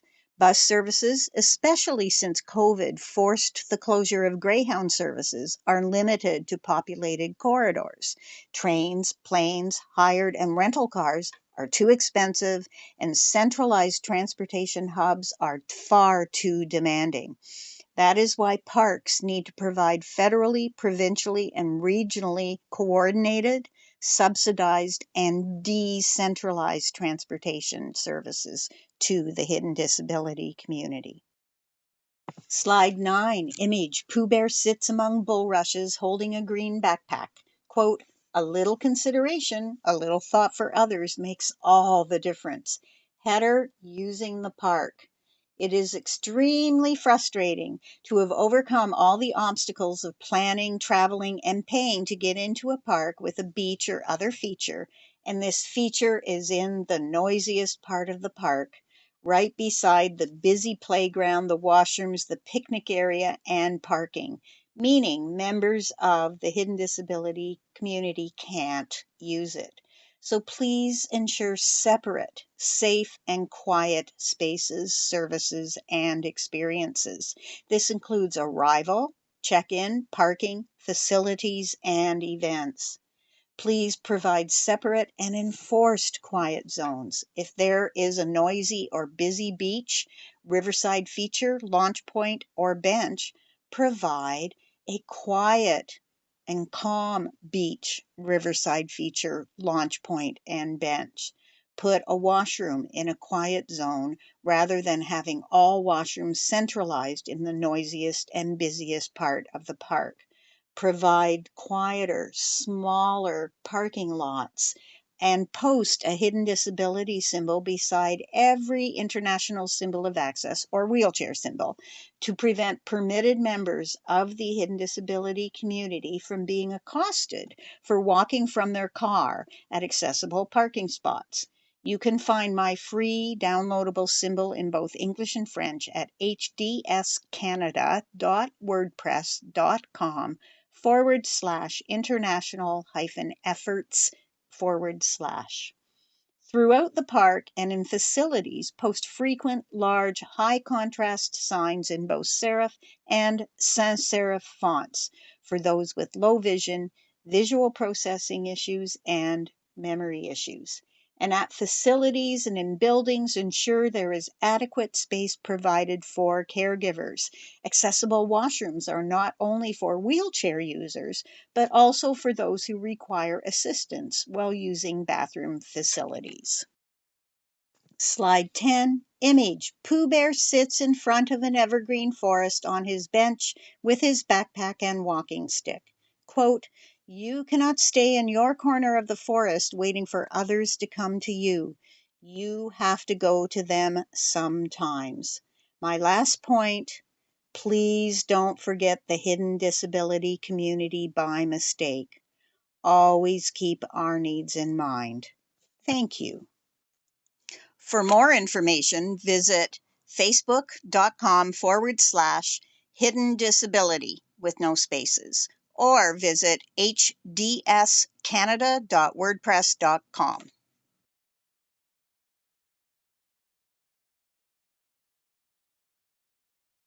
Hi, Laura. Thank you so much for that. I think that was such an important message for all of us and land managers, especially, to be hearing about.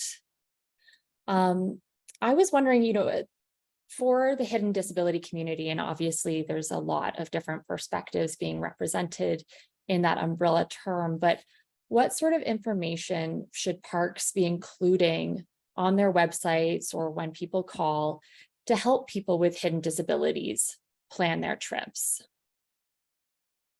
I think they need to provide information about average noise and maximum noise for different areas of the park, and the same for busyness. So foot traffic, human traffic, cars, machines, that type of thing. So we probably need to develop standards that identify what a calm, quiet space, sort of maximum decibel level would be, and what a too high level would be for somebody with noise intolerance, and do the same for just busyness and motion. Absolutely.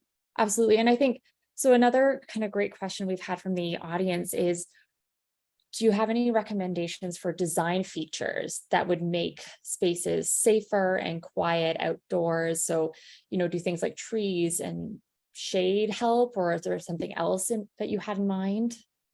I think if I look at it from the big picture, I think avoiding centralization I think decentralization is probably one of the biggest design features that should be considered. I also think that recognition that hidden disabilities often require the removal or control of elements within their environment, such as noise, busyness, distractions, demands, that type of thing. So we need control and removal. We don't necessarily need adaptation and addition of technology, which tends to be the solutions that are often presented. Another point is that with universal design, it often focuses on bodies in a physical space rather than focusing on people in interactions. So whether it's social interactions or environmental interactions.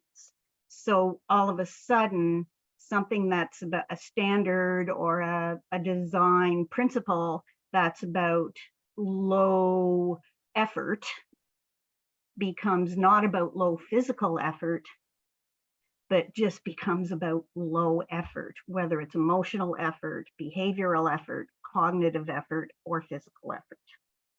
So I think looking at things from a bigger perspective will start helping to answer the minor, the smaller, the minutia, the details in terms of design. I do believe that the hidden disability community often is either an oversight or is an afterthought, and that needs to change. So that's why my presentation was what it is to say, just don't forget about us. Don't forget about us. It's not just physical. It's about cognition. It's about sensory overload. It's about expectations, social expectations. Because we don't look like we're disabled, people do not believe we are disabled. So, and I know other presenters have spoken about this social need for us to always explain or always prove that we're disabled. That shouldn't be our experience in a park. We should be able to just go and enjoy it, but enjoy it in a quiet, calm, low noise, not busy area. Yeah, absolutely. Absolutely. And so in your experience, is there a park or even just a place in a park that has kind of met those expectations for you, where you really felt that it was meeting your needs? I'm possibly unintentionally by accident, but that maybe other parks could use as a bit of an example. To be very frank, I've quit going. I love nature. I grew up surrounded by nature. I grew up beside a river. I need nature. And it's one of the holes in my life, because the last time I went to a park, what I described was exactly what happened. The parking and the washroom and the benches and the picnic tables and the beach and the launch was all at the same place, and I had to leave. I do walk trails, and there are times of day that I know are busier than others. I have camped in the past, but I think the problem with camping is that we need enforced, not just with camping, but with all services, we need enforced quiet zones. And I think what often happens is that the more remote are considered the quiet zones. But people who have chronic pain or who have cognitive fatigue, we can't always make it to the remote areas. So we need enforced quiet zones that are still fairly easy to get to. And yet that brings up another point, is that often people talk about convenience. And when they speak about convenience, I think what they're talking about is physical convenience. not cognitive or behavioral or emotional convenience. And that takes me back to the need for decentralization rather than centralization, because a physically convenient service help center is located right near the parking, is located near the bathrooms. But it's those features that would keep me out of that park. So I would need a separate, smaller, calmer, quiet area to be able to get service. Yeah. Yeah. No, thank you, Laura. Thank you. I think that's such important information and really touches on meeting a lot of people's needs that aren't necessarily kind of the obvious needs, like the ramps and the wider door frames and things. So unfortunately, we are going to have to leave it there. Thank you so much for sharing your lived experiences with us. I think we've all really benefited from hearing about it. My pleasure, my honor. Thank you. Thank you. I just want to note, I am seeing all the comments come in on the Q&A box. I think they're a little bit more geared towards land managers, so we'll figure out a way to save those and share those with land managers to make sure that all of your voices are being heard. Before we break today, take our longer lunch break, I wanted to share a short video we received by another contributor. Marie LeBlanc experiences environmental sensitivities, including multiple chemical sensitivity and electromagnetic hypersensitivity. She brought these conditions to our attention a few years ago, and she shares openly about how they impact her day-to-day life, as well as how she experiences national and provincial park locations. I'll let Marie share more information in her own words. Hello, and thank you for this opportunity to share my thoughts on increasing accessibility to parks for those with environmental sensitivities. My name is Marie LeBlanc. I have a Bachelor of Arts in Human Geography and Sociology and had plans for a career in ecotourism. Unfortunately, I had to give that up when I became too ill to live in mainstream society. Instead, I use art to explore various themes related to nature and the challenges that I and others with environmental sensitivities face on a daily basis. I am unable to be inside buildings for extended times without experiencing adverse reactions. I live in my van, and my doctor has recommended I spend the winter in the southern U.S. to prevent freezing to death in a cold Canadian winter. Environmental sensitivities is an umbrella term which includes multiple chemical sensitivity, electromagnetic hypersensitivity, and mold illness hypersensitivity. According to the 2020 Canadian Community Health Survey, over 1 million Canadians have been diagnosed with multiple chemical sensitivity. Persons with environmental sensitivities can experience adverse reactions to everyday common products and agents. Symptoms can vary and range from mild to debilitating and can include brain fog, headaches, pain, heart issues, and breathing problems. Examples of triggering agents include bug repellent, suntan lotion, as well as many cleaning products. Fragrance products that visitors and staff may use, along with products for cleaning washrooms, yurts, cabins, and other shared spaces, can make these areas inaccessible for someone with environmental sensitivities. Other possible triggers are campfire smoke, vaping fumes, cigarette smoke, newer building products, mold, cell tower antenna and Wi-Fi router emissions, electrical devices, pesticides, and automobile emissions. Parks provide a vital refuge for many, including plants and animals. Because of the healing power of nature, our parks provide havens allowing our bodies to recover and ultimately give us a better quality of life. The Canadian Human Rights Commission policy on environmental sensitivity states, successful accommodations for persons with environmental sensitivities requires innovative strategies to minimize or eliminate exposures to triggers in the environment.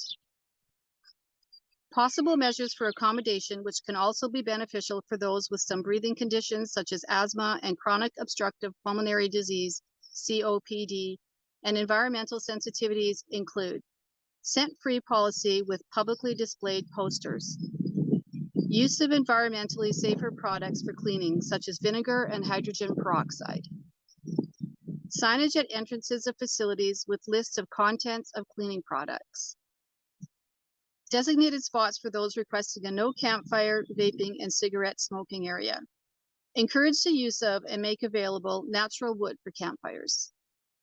Provide special pricing for park entry. In the U.S., national parks have access passes for those with permanent disabilities. It gives the park pass holder free park admission, while campground rates are half price if owned by the parks. Wireless emission levels from cell towers and Wi-Fi routers should be at most 10 microwatts per meter at campgrounds, heavily used recreation areas, and hiking trails.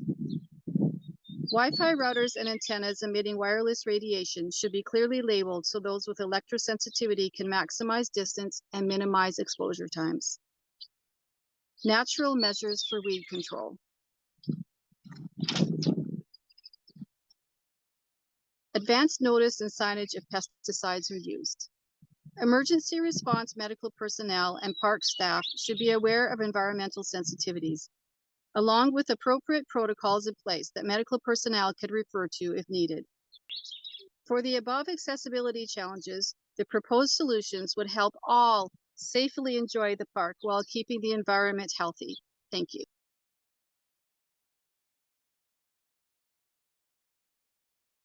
Thank you, Marie. All right, thank you to all of our speakers this hour. We are so grateful that you were able to join us today. We are now taking our longer lunch break. Our next session will start at 1:45 p.m. Eastern Standard Time.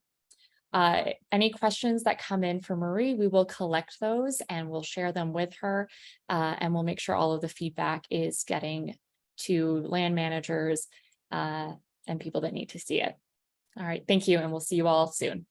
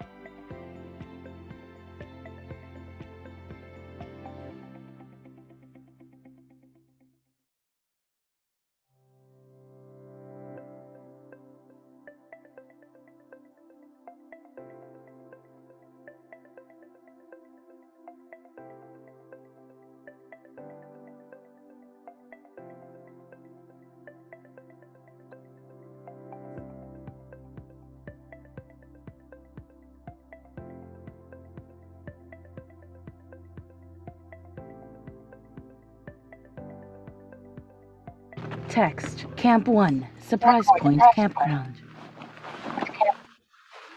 In a small clearing in the trees. Packs come off, a tent goes up, sleeping bags and hikers go inside.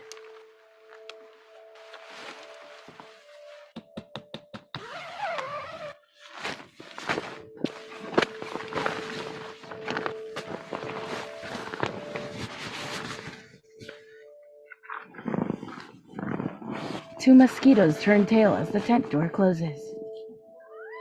An inflatable pillow completes the bed making.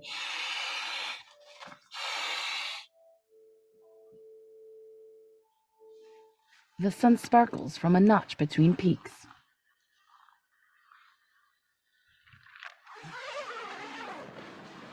Morning. A hiker emerges dressed and sleepily retrieves food and cooking gear from a nearby cluster of bear-proof lockers.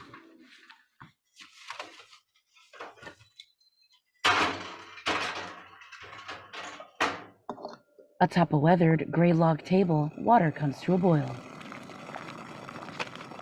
Oatmeal in an instant. Text. Day 2, exploring the Aramite Valley, 28 kilometers, 17.4 miles. A single-track trail leads out of camp and back to the magnificence of the mountain-ringed meadow and the stream through it.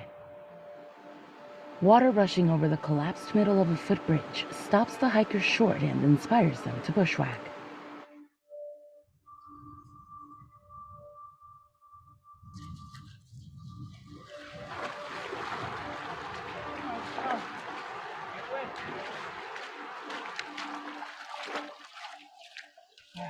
But elsewhere, the flow is faster. They wet-footed across the stream anyway, and scramble up a shoulder-high bank through a thicket of roots and trees. Back on trail, the mountains resume to loom closer and larger back on the trail as it gently ascends.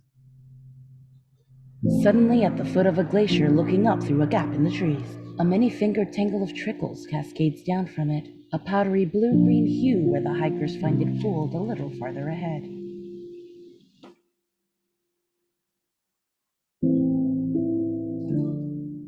It's not over fancy for rinsing the morning dishes or refilling water bottles, sparing a moment from the otherworldly landscape of sand, scree, snow, and crowded peaks jostling for position.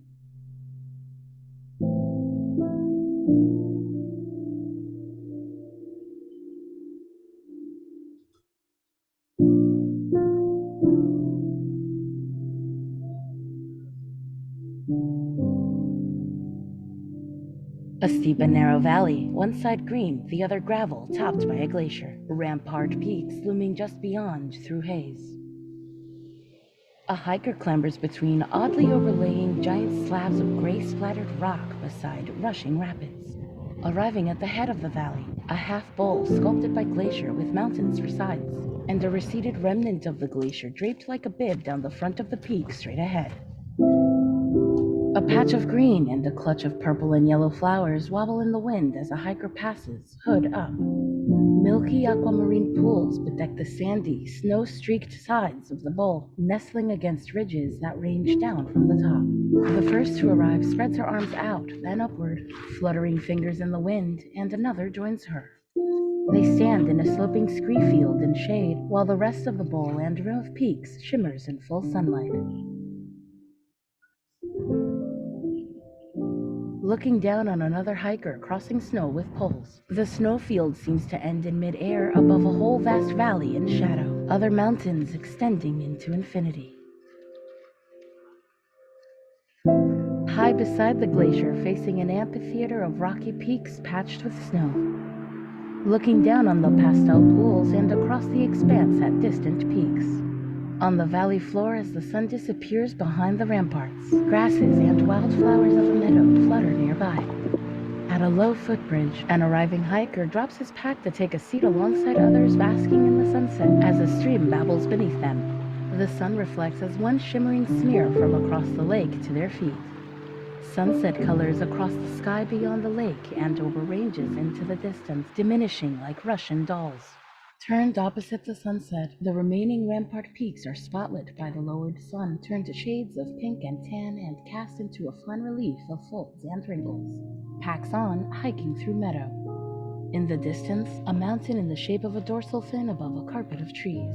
Then it's dusk all around as a hiker passes. Sign for Amethyst Campground.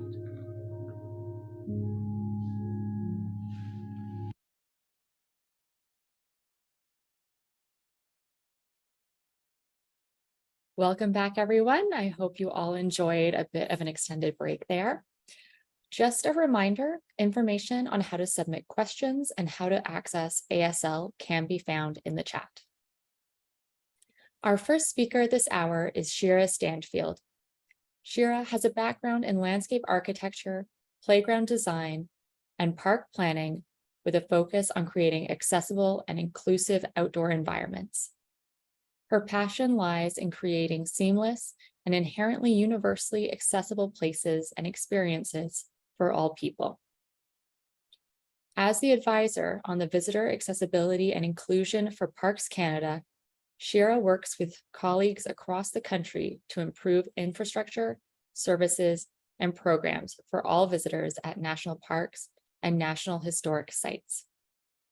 She has over 20 years of experience in the parks and recreation field, and also brings her lived experience as a longtime wheelchair user and outdoor enthusiast. Welcome, Shira. Hello, everyone. My name is Shira Standfield, and I work for Parks Canada. I'm the advisor on accessibility and inclusion for visitors.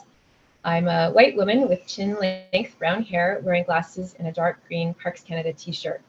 I'm speaking to you today from Vancouver, the unceded territory of the Musqueam, Squamish, and Tsleil-Waututh Nations.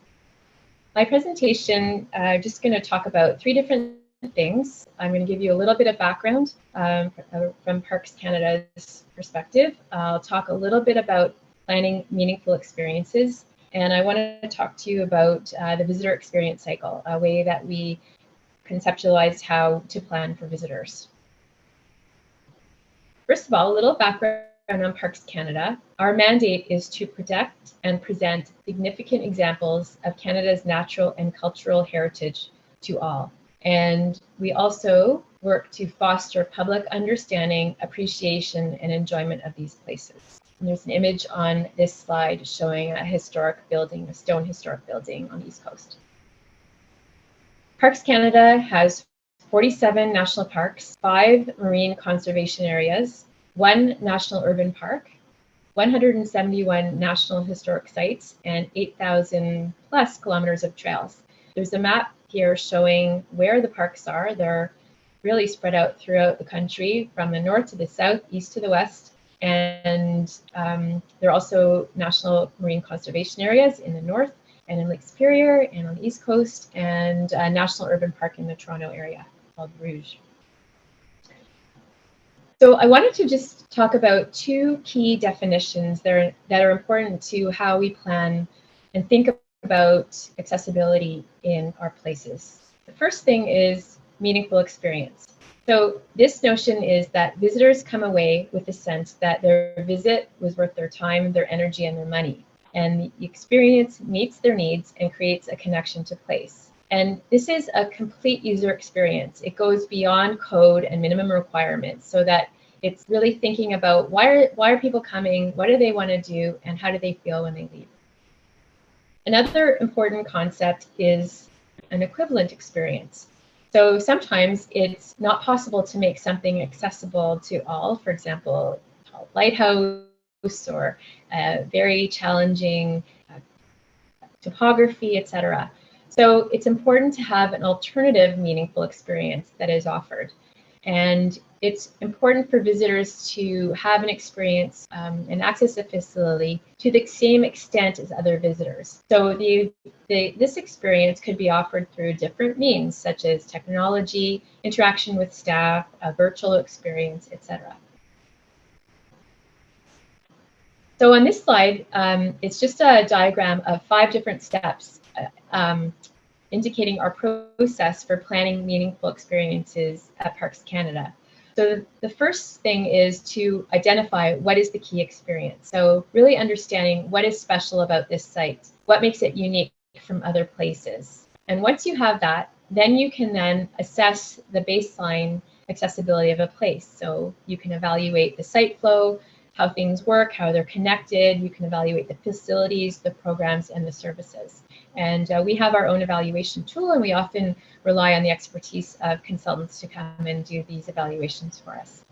The third step is to focus on those key experiences, those meaningful experiences at each place, and consult with users, consult with staff and experts, formulate priorities. So what are we going to actually improve and how? And of course, developing these strategies.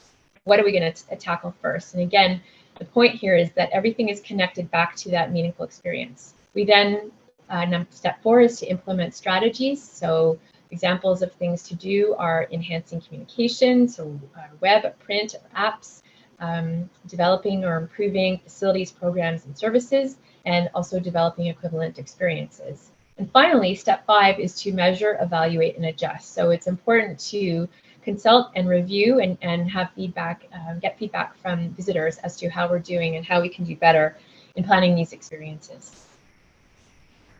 The visitor experience cycle, which I'm showing on this slide, is a series of 7 steps that are key stages of the visitor experience. So each step considers the visitor's motivations, their needs, their expectations, and their actions.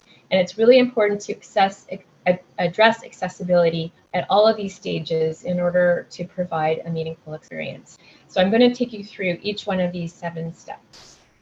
So the first step is wishing. And this is where a visitor begins to dream about traveling to a place. So in order to ensure that accessibility is considered at this step, it's important to include, for example, diversity photos on all promotional materials, websites, and so on, so that people can see other people with disabilities, for example, reflected in the experiences, and it makes them feel like they're being welcomed to our places.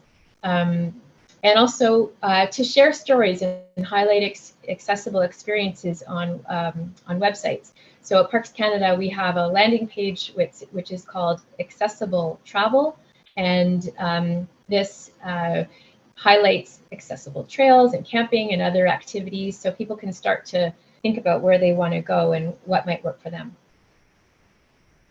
The next step in the visitor experience cycle is the planning step.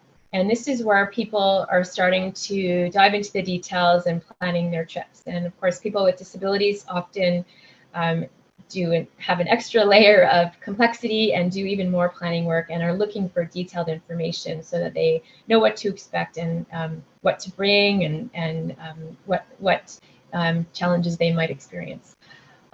So visitors, so we need to provide really descriptive information on our websites so visitors can decide for themselves if these experiences will be suitable for their needs. So we describe facilities, trails, programs, and services.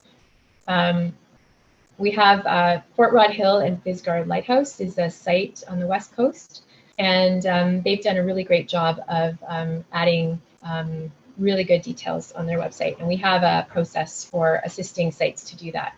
It's also really important to show functional photos so people can take a look at a photo and see right away whether something might work for them or not. We also work on providing switching from a prescriptive approach, which might be something which currently you might see on our website that says the guided visit tour route is not adapted for people with mobility impairments. So that really doesn't say a lot, and you're really excluding a lot of people, who may actually be able to do the tour. So what we're doing is moving towards an example of a descriptive approach. And here's this example on the slide that says, the 200-meter guided tour route includes a series of stairs. The trail is covered with compacted gravel with a segment on grass to access the lookout. There are benches approximately every 25 meters. Accessible washrooms are located near the trail entrance. So that really paints a much clearer picture, and people can decide whether this experience will work for them or not. The next step in the visitor experience cycle is the traveling. component, and there one thing we can do is work on partnerships for public and private transportation to parks for people that aren't able to drive there themselves, and also offering accessible shuttles from parking lots so that people can park and then access the attraction with everyone else. The next step of the visitor experience cycle is arriving. And so really what's important here is that when people arrive at the site, they're met with clear wayfinding and orientation information.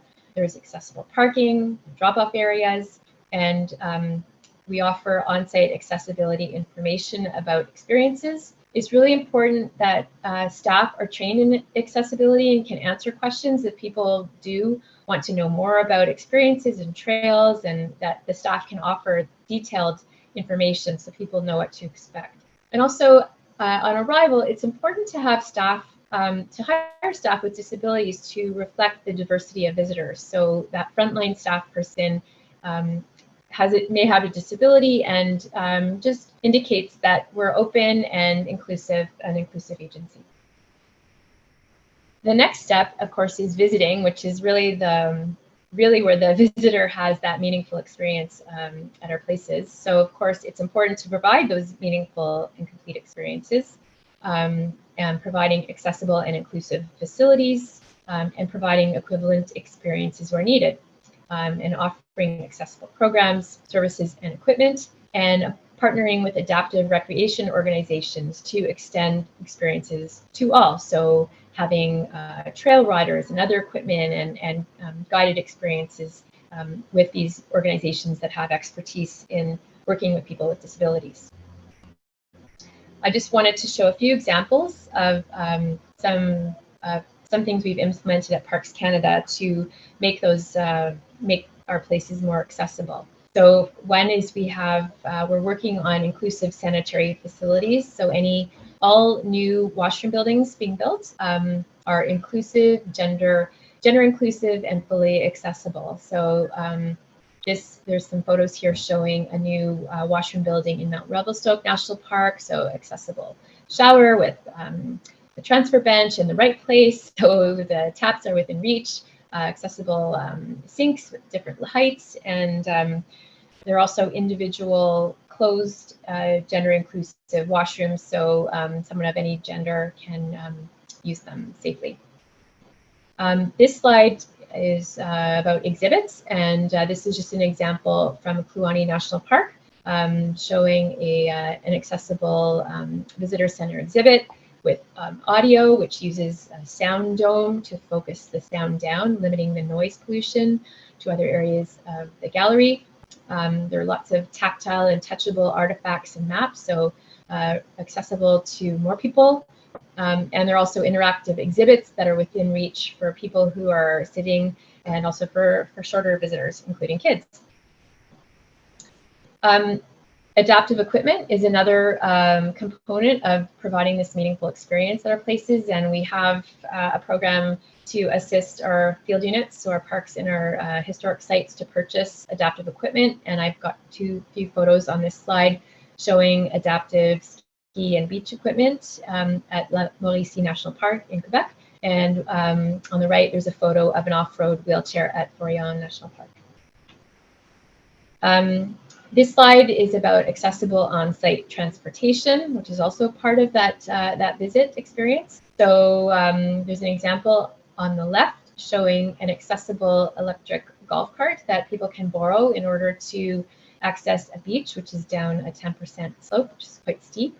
The golf cart has a ramp, so it's accessible to people with disabilities, and it's available to borrow for free. And on the right, there's a photo of an accessible shuttle service at Point Pelee National Park. And it's a series of train cars attached to a van. And there's a ramp that accommodates strollers and wheelchairs. So it's a great way to move people around the site.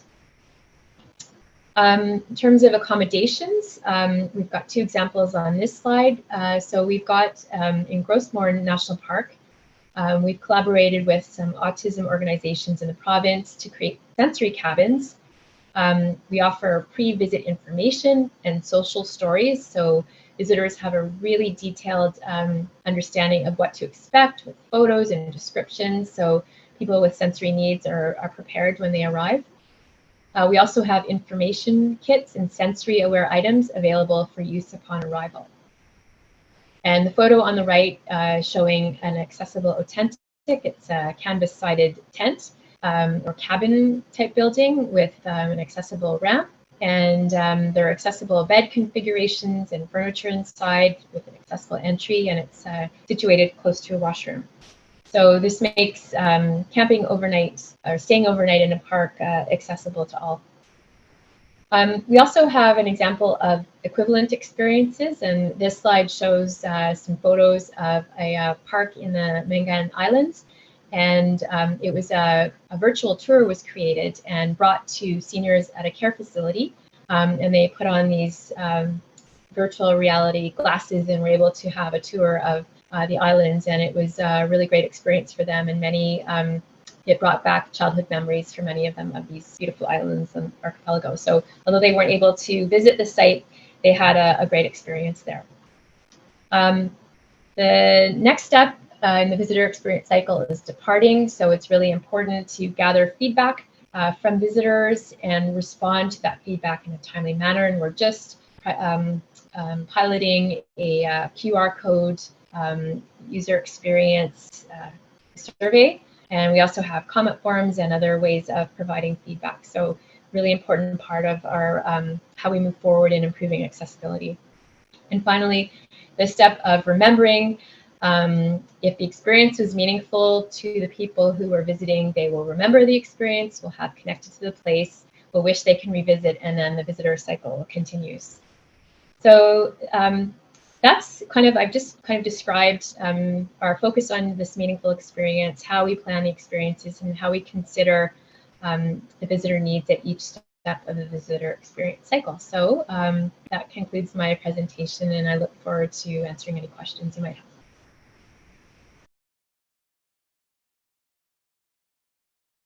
Thank you, Shira. That was wonderful. So Shira is joining us via telephone today. We don't have a video feed of her, but she can hear us and we can hear her. Hi, Shira. Hi, can you hear me? Hi. Yes, I can hear you. Great. Wonderful.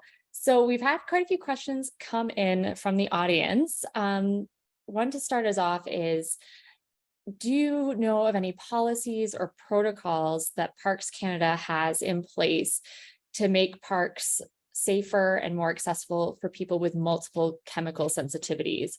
So these people often have reactions to scents, chemicals, fire smoke, bug spray, fertilizers, and I think they're keen to hear how parks can be more accessible to them in that sense. As far as I'm aware, we don't have a policy about that, but each individual park and historic site may have a policy in place or a practice. So, but we don't have as far as I'm aware, we don't have a national policy about that. So it's a really good point, something to consider, of course. Yeah, definitely something to think about. Well, thank you. So we also have a question about if there were any studies or resources that Parks Canada used to create the meaningful visitor experience framework and the visitor experience cycle, or were those all just developed in-house? The visitor experience cycle was developed in-house, and the work on meaningful experience is also something that we're developing as we go, and just getting input and feedback as we move forward with thinking that through and providing guidance to our parks and sites on how to do a better job with that. So it's a work in progress. Yeah. Well, maybe you guys can publish some more information about it as it kind of becomes more concrete and finalized, because I have a feeling a lot of parks are going to be interested in learning from it. Yes, we will certainly share as we develop a tool for that. Yeah, amazing. Someone else asked if Parks Canada has sort of set an order of importance to the 7 steps of a visitor experience, or are they seen as equally important? That's a good question. I think there's more to do in some of the steps, but each step is equally important. So the visiting, of course, is when people are actually on site. So there's a lot more work to be done in that area, but all those steps are equally as important. Mm-hmm. Yeah, I think so. And I think we heard yesterday a lot about the importance of information and trip planning in order just to be able to get people to the park. So I feel like they're probably all pretty important. Yeah, absolutely. We have a bit of a specific question, but is there a way that Parks Canada ensures accessible spaces that are booked online, such as campsites, are being used and reserved by visitors who really need them? I think we've heard in our research a little bit how people find that the first come, first serve model for accessing or for reserving campsites sometimes leaves it hard for people with disabilities to get access to the sites they need. So, is there a process in place, or is Parks Canada looking to maybe create a process in the future? It's something that we've certainly heard from visitors, that it is a problem around those sites, and people say, perceive that someone in a site doesn't have a disability. I think the challenge for us is that it puts our staff in a difficult spot if they're needing to police that. We certainly don't ask people. We ask if they have a disability, but we don't ask any more than that. We're not able to do that. And so it's really a system of trust. And although we are finding people are saying it's not working. So it's something that we are looking at and trying to determine if there's a better way to do that. But we do have sites, when people are reserving online, they can filter for those accessible sites and select those. But it's just very difficult to police whether someone has a disability or not.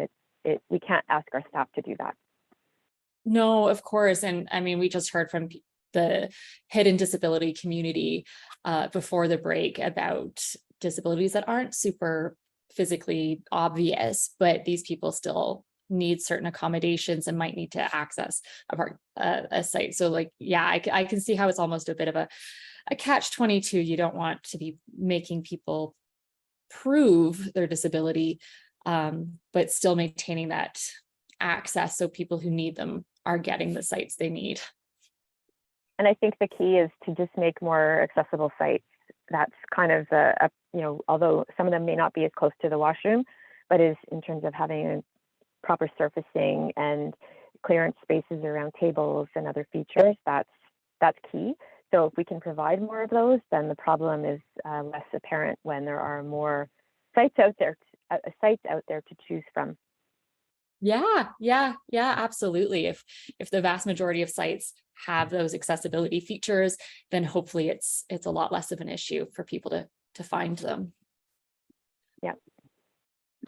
We had a question about the virtual reality tour. They're asking if you collected feedback from that activity and how those participants felt about the virtual reality experience.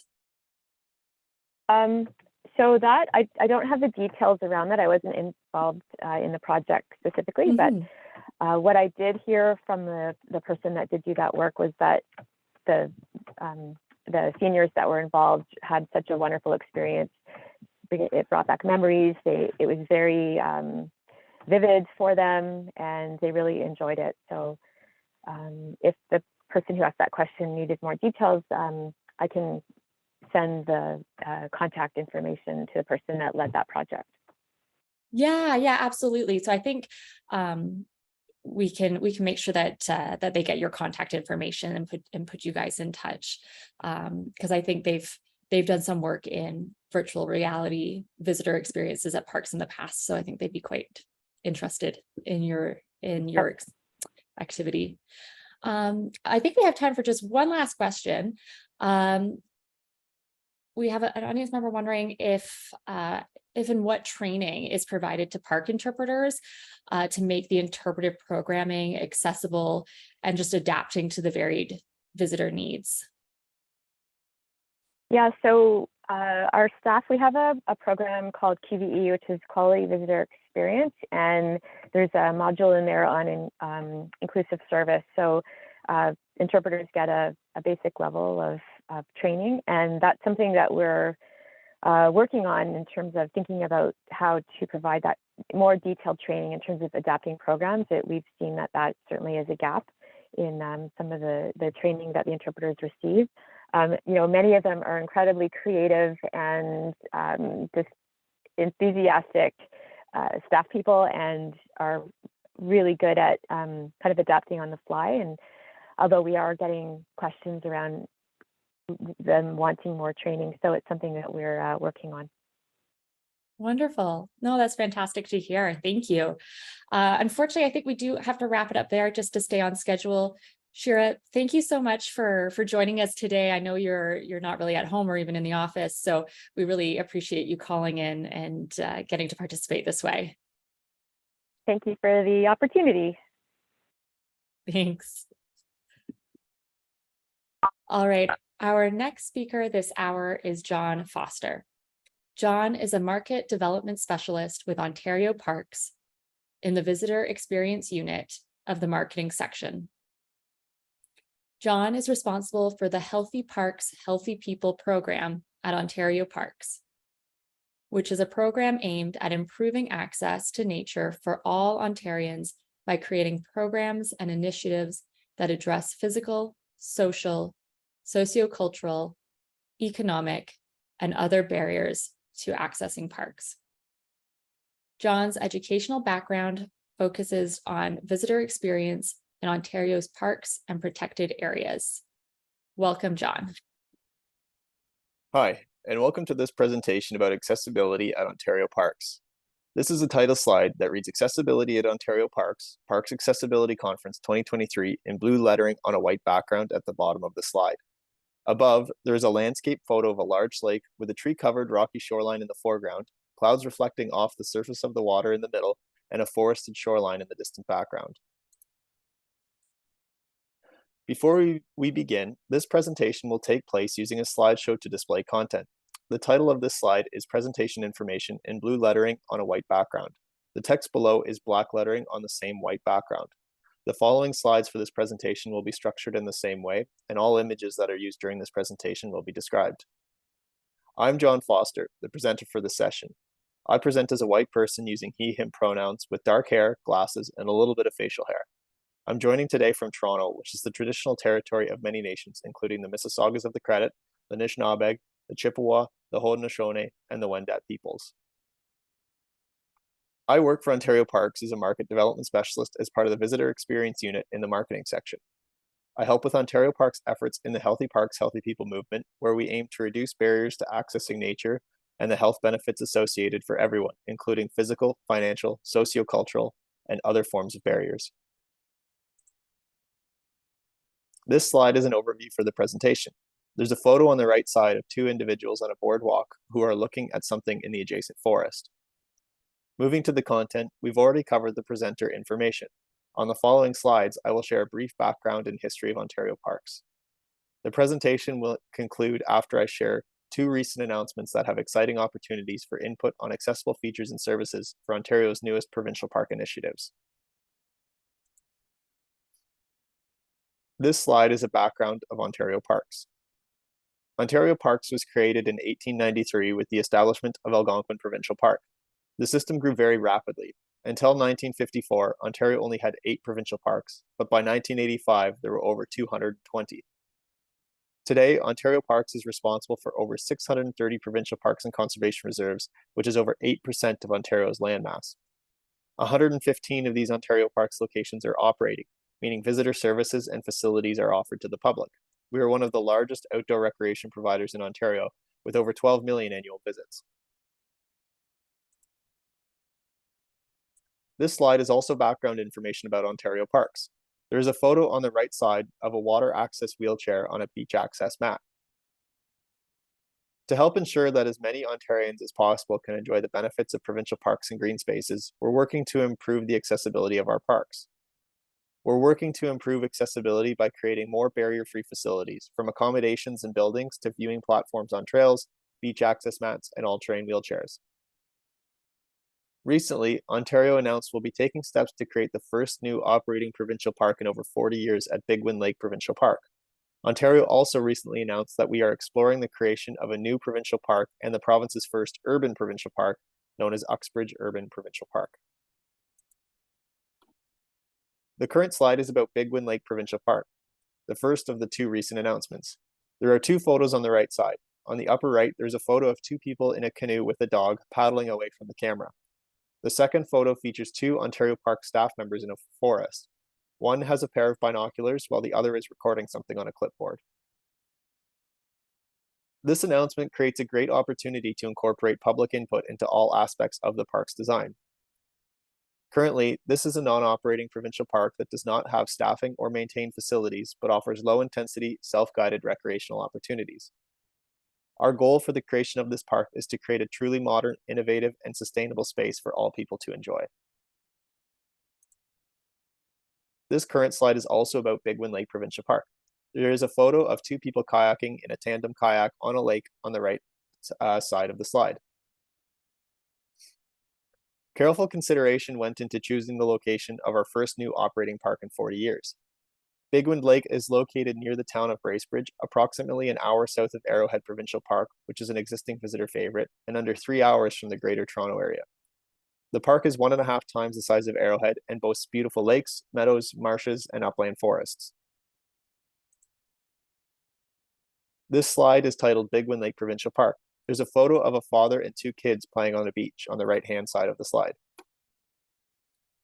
We intend to explore offering overnight and electrified campgrounds, backcountry camping, and a variety of four-season recreational activities. Once complete, the proposed park is expected to add approximately 250 campsites and up to 25 new cabins to the Ontario Park system, in addition to a number of walk-in and backcountry campsites. This slide is about the proposed Uxbridge Urban Provincial Park, the second announcement previously mentioned. There is a photo on the right side of a couple walking their dog along a trail. Ontario's proposed first urban provincial park, known as Uxbridge Urban Provincial Park, would be located in the township of Uxbridge within the Greater Toronto Area. This proposed brand new provincial park also comes with great opportunity to incorporate the public's input into the idea of creating urban provincial parks in general, and specifically about Uxbridge Urban Provincial Park. We're working collaboratively with local, regional, and Indigenous community partners to identify the full recreational and protection potential of an urban provincial park in the area of Uxbridge. This slide is about the proposed Uxbridge Urban Provincial Park. There's a photo of a trail through a forest on the right-hand side of the slide. We recognize that urban provincial parks could provide more opportunities for communities and visitors to enjoy the area's natural beauty and appreciate what it will have to offer, while strengthening the long-term protection of the area's biodiversity. By exploring the creation of urban provincial parks, we want to provide more access to recreational opportunities for Ontarians to enjoy, while boosting local tourism and strengthening the protection and health of local wildlife and the environment. This slide is titled Your Input Matters. There is a photo on the right of two people sitting on a bench on a rocky outcrop that overlooks a body of water.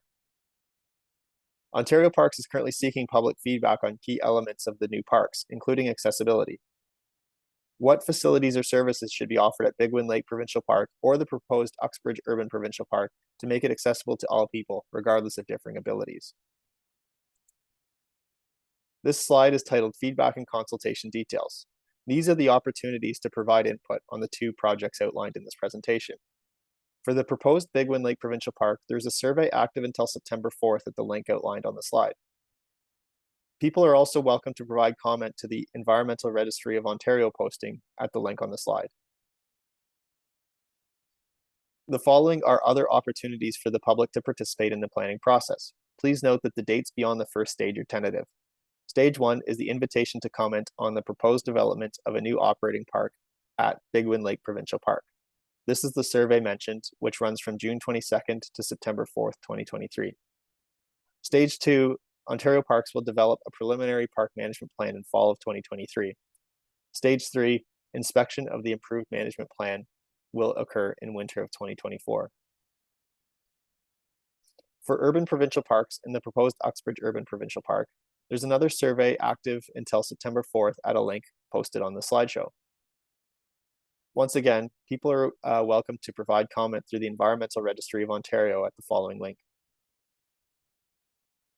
In the coming months, there will be opportunity for public and Indigenous consultations on any further project proposals through the Environmental Registry of Ontario and the Ontario's Regulatory Registry once the province has conducted initial assessments. Management planning stages typically take place following the boundary regulation process. The ministry will work closely with local Indigenous communities and stakeholders to help inform the government's final decisions.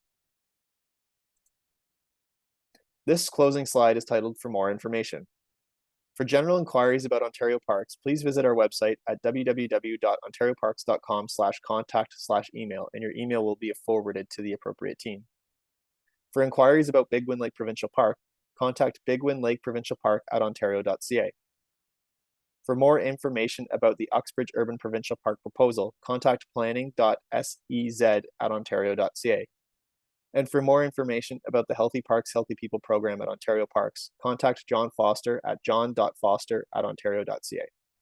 Thank you very much.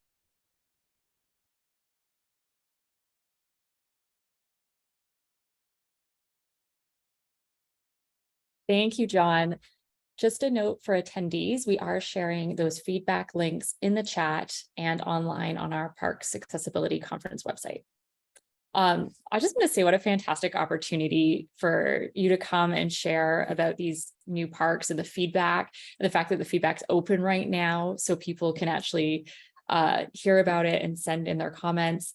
I think it's really good timing.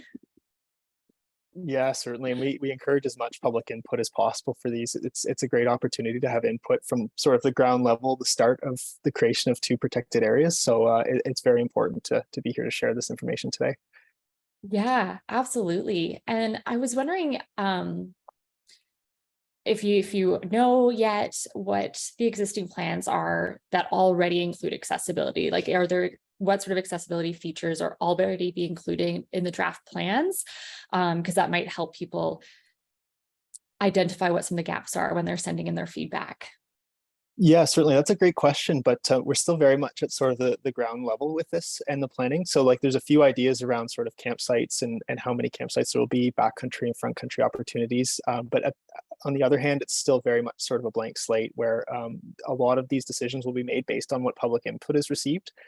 And so that's part of the reason why we're excited to be sharing those opportunities over the coming weeks. Yeah, well, if I could go ahead and say, it sounds like whatever you have planned for the number of accessible campsites, maybe double it, triple it. Let's get on that from day one, right? And so again, presumably, obviously, I think it sounds like the camp will be built, or the park will be built to AODA standards, particularly for like the visitor center and the bathrooms and stuff. But is there any additional accessibility goals that Ontario Parks have for these parks? Yeah, like ultimately the goal with both projects is to make them sustainable and inclusive spaces. So that certainly includes accessibility. And obviously there's a lot of different kind of opportunities as far as accessibility and recreation goes. And that's something that we'd be particularly interested in hearing about, like what folks are looking for, maybe on trail-based recreation opportunities or just general, whether it's paddling or other activities. We're certainly open to that input for inclusion in the management plan process. Yeah. Well, and I think this kind of circles back to Stan's keynote when he talked about universal design and the importance of applying universal design principles from day one. Really, this is just such an exciting opportunity for parks, for Ontario Parks. Absolutely. Yeah, I agree completely. So this is a great question. Do you kind of intend for this to become like a model for accessibility for future parks? Is that a bit of a goal that you guys have? That's a great question. I think at Ontario Parks, we're always looking for opportunities for this public input when it comes to the management of provincial parks. So certainly like the feedback that would be received in these processes would be considered for future projects as well too. Yeah, and hopefully any new updates to existing parks will benefit from all of the feedback that you guys receive during this process. Absolutely, yeah. Yeah. So I mean, a big component of accessibility design and the disability advocacy movement is nothing about us without us. So has Ontario Parks thought about, or do they intend to ensure that the people on the kind of park planning committee include intersectionality, people with disabilities, people with lived experiences? Yeah, that's a great question, and unfortunately, I don't have an answer prepared for that today. But that's something I'd be more than willing to follow up on to provide kind of folks that answer. It's obviously very important, and I can look for that. Yeah, absolutely. Yeah, we can kind of collect some of these questions and submit them to you so you can get a bit more feedback from other members at Ontario Parks. In particular, is there any feedback that you guys are most eager to be receiving from the public? I can say personally, like my interest definitely lies within like the recreation side of things. Like obviously buildings will be just designed to be in compliance with the existing legislation around accessibility, but I take a personal interest in the recreation side. So I'd really be interested to see what folks are interested in on that trail-based recreation or water-based or whatever their passions might be, how we could incorporate that into the design of the recreational infrastructure at the park. Yeah, the programming as well. Mm-hmm. I think that's a really key point, right? It's not just about getting to the park. It's about participating in whatever activity you want once you get there. Absolutely. Yeah. All right, this might be a bit of a loaded question, but I think it's one of the things that we talk about when we talk about beach accessibility. But then you get there and there's not a way all the way down to the waterfront, or like the stretch of Moby Bats is just a few feet long. So has Ontario Parks really thought about what quote unquote fully accessible means to them when they're designing this park? Yeah, again, like I think with everything being such at like the beginning stages of the proposed project, it's certainly something that is to be thought about. I don't know if I have any information to support answering the question right now, at least, but it's certainly feedback that we need to consider as part of this process for sure. Yeah. I mean, if anything, hopefully this conversation and just the conference in general is giving you guys a lot to think about in this process. A question that came up earlier today that we didn't have a chance to ask is, and I think this isn't just, I think for Ontario Parks, but maybe for all the land managers joining today, discounts for people with disabilities. So we've heard, in the US, they have the all access pass. It's a free lifetime pass to national parks in the US. And I haven't heard of anything like that in Canada. I could be wrong. So is that something that Ontario Parks is doing or thinking about offering in the future? Yeah, we do have a program in place for folks that have disabilities, and we offer essentially 50% off park use. So whether that's day use or camping, folks are eligible for like a 50% off discount. And there is information available on the website, which I can send the link to the conference team afterwards about how to find that information for folks that are interested in joining us at Ontario Parks. Yeah, I think that's fantastic. I lived in Ontario for a long time and I didn't know about that. So that's really great to be getting the word out there for people.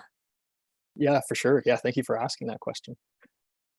All right, I think we have time for one more. So when we look at recreation adaptive equipment, does Ontario Parks, sorry, I keep reversing that one. Do you guys tend to buy the equipment directly from suppliers, or do you allow organizations to use the park grounds and rent out their own equipment and provide services? Do you guys have relationships with organizations like that? That's a great question. To my knowledge, most of the equipment that's available from Ontario Parks perspective has been purchased by individual parks, and it's on a park by park basis as to what equipment's available where. I'm not aware of any partnerships with other organizations that would be providing accessibility kind of related equipment, but that's another thing that I could certainly look into. I have a good list started here of things to look into, so I can include that as well. Yeah, absolutely. All right, and we had a comment come in. So amazing presentation. It's always awesome to hear how you're taking public opinions at such an early stage. And I think that's such a great reminder and such a key component of accessibility, right? Is hearing those voices at the early stage. And we just had another comment come in about the library lending program in Ontario, where library users can borrow a park pass from their local library and use it for free access to parks. So that is also an amazing resource for people to check out. So if they can't afford a park pass, even at the 50% discount, check out your local library. They might have park passes that you can borrow.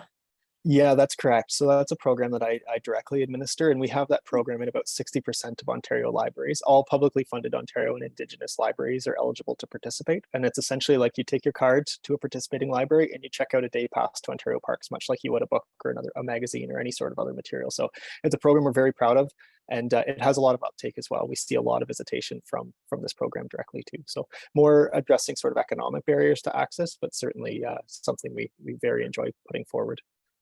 Yeah, well, and I think it's important because a lot of people with disabilities live on a fixed income and can face economic barriers as well as physical or sensory barriers to accessing parks. So I think it's really important to get that out there. Apparently, BC Parks also offers free camping for people with disabilities across their lifespan. So yeah, really appreciate people filling us in because I'm not aware of every single province's park programs. So this is great if we can get the word out there for everyone as well. All right, well, John, I think we're going to leave it there and keep moving. Thank you so much for sharing this with us today. A reminder to everyone to check out the links in the chat, share your feedback. This is the perfect opportunity. They want to hear from you. And hopefully we'll see these parks open in the near future and a great model for accessibility. Absolutely. Yeah, thank you. And can't stress enough how much we're looking forward to that public input. So I appreciate the platform to share those opportunities. Yeah, amazing. Thank you, John. Thank you. All right, our third speaker this hour is Kate Zealand. Kate is the Community Engagement and Inclusion Specialist at BC Parks. In her role, she focuses on provincial strategies, initiatives, and projects to support inclusion and accessibility in BC's provincial parks. Most recently, Kate has supported the launch of the BC Parks Commitment to Inclusion, a renewed commitment to make BC Parks welcoming and meaningfully accessible to all. With the launch of the commitment, Kate's work focuses on both supporting the concrete actions BC Parks is taking to support inclusion and accessibility, and the long-term and systemic shift of implementing the vision of the commitment. Kate is passionate about learning directly from those with lived experiences and finding ways to amplify the voices of those who experience barriers to accessing the outdoors to create learning opportunities for visitors and staff. Welcome, Kate. Hello, my name is Kate Zealand. My pronouns are she, her. I am a light-skinned person with light brown hair, pulled back wearing a black shirt, and my background is blurred. I am the Community Engagement and Inclusion Specialist at BC Parks, and I led the launch of the BC Parks Commitment to Inclusion this year. In today's presentation, I will be talking about the vision and principles within the commitment and give 4 examples of ways we are working towards our vision. My cover slide is blue with a vertical yellow border on the left-hand side. The subtitle is Parks Accessibility Conference 2023, and my name, Kate Zealand, and my pronouns she, her. On the right of the slide is a graphic of the cover of the BC Parks Commitment to Inclusion, which has the BC Parks logo at the top, a a short decorative horizontal yellow line, and then the title of the document. At the bottom of the document are blue mountains, and running vertically on the right are graphics of various leaves in greens, yellows, and oranges. The image of the commitment to inclusion appears a few times in this presentation, and I will refer to it as the commitment to inclusion cover page. I will be describing my slides and their content throughout the presentation. The next slide has a blue title on the top that says Territorial Acknowledgement. The bottom of the slide has a decorative yellow horizontal line and the BC Parks logo at the bottom left corner. 1/3 of the slide on the right-hand side has a photo. This photo is of a beach where the tide is out and there is sand and seaweed. You can see a child in a raincoat walking towards the water. Before I read the content of the slide, I will note that this title, footer, and photo format are the same for my remaining slides. This slide states that I am grateful to be presenting on the traditional territory of the Algonquin-speaking people, known today as the Songhees and Esquimalt First Nations. The beach is near my house and the child is my daughter playing. As a settler on this land, I am grateful to live in this beautiful territory with my family. You can learn more about these nations, including history about the Algonquin people, by visiting esquimaltnation.ca and songheesnation.ca. The title of this slide is Our Vision, and the photo is the Commitment to Inclusion cover page. In March of 2023, the BC Parks Commitment to Inclusion was launched. This document was many years in the making. BC Parks worked closely in collaboration with equity diverse groups across the province, BC Parks employees, and experts within the public service, who all gave us insights and feedback about the barriers that equity diverse groups experience when visiting the provincial park system in BC. This is a renewed commitment by BC Parks to focus on inclusion and accessibility. And the vision of our commitment, which is written on the slide, is that BC Parks is welcoming and meaningfully accessible to all. Adding the word meaningful before accessibility is a really intentional choice and is intended to expand our thinking about accessibility. Meaningfully accessible doesn't mean paving all of our backcountry hiking trails. It means removing barriers for visitors by creating options that recognize the diversity of needs that our visitors have. This slide's title is the Commitment Principles. The photo is two people holding hands and looking at each other while walking down a forested trail. One person has short hair, a dark blue t-shirt, brown pants, and is holding a dog leash. And the other person has medium-length curly hair, a red plaid shirt, and shorts. Listed on this slide are the 8 principles within the commitment to inclusion that guide all of the work that BC Parks is doing going forward. The first is continuous improvement. This marks our commitment to learning and growth as an agency. The second is diverse workforce, a commitment to proactively cultivating a workforce that reflects the diversity of British Columbia. Third, engagement with park visitors. This means that we actively seek opportunities to engage with visitors and diverse community organizations. This honors the nothing about us without us mindset. The fourth is inclusive policies, processes, and practices. This part of the commitment focuses on deepening our understanding of the systemic implications of our history and the exclusionary policies that have been created, then using these learnings to help guide our way forward in reviewing and revising. Fifth is inclusive work culture, which is about fostering a fair and respectful workplace that harnesses diversity as a strength. Sixth, listening to diverse lived experiences means listening to those with diverse lived experiences and seeking to better understand what needs to be done to help people feel psychologically and physically safe in BC's provincial parks. Seventh is longevity. This one actually came as a suggestion directly from our partner organizations. It's recognizing that inclusion is a journey and not a destination, and having a long-term focus on all of our inclusion-related work, including engagement and adaptation strategies. And finally, universal design. Universal design is the process of creating products that are accessible to people with a wide range of abilities, disabilities, and other characteristics. So the vision and the principles are great in this political document, but what does it mean?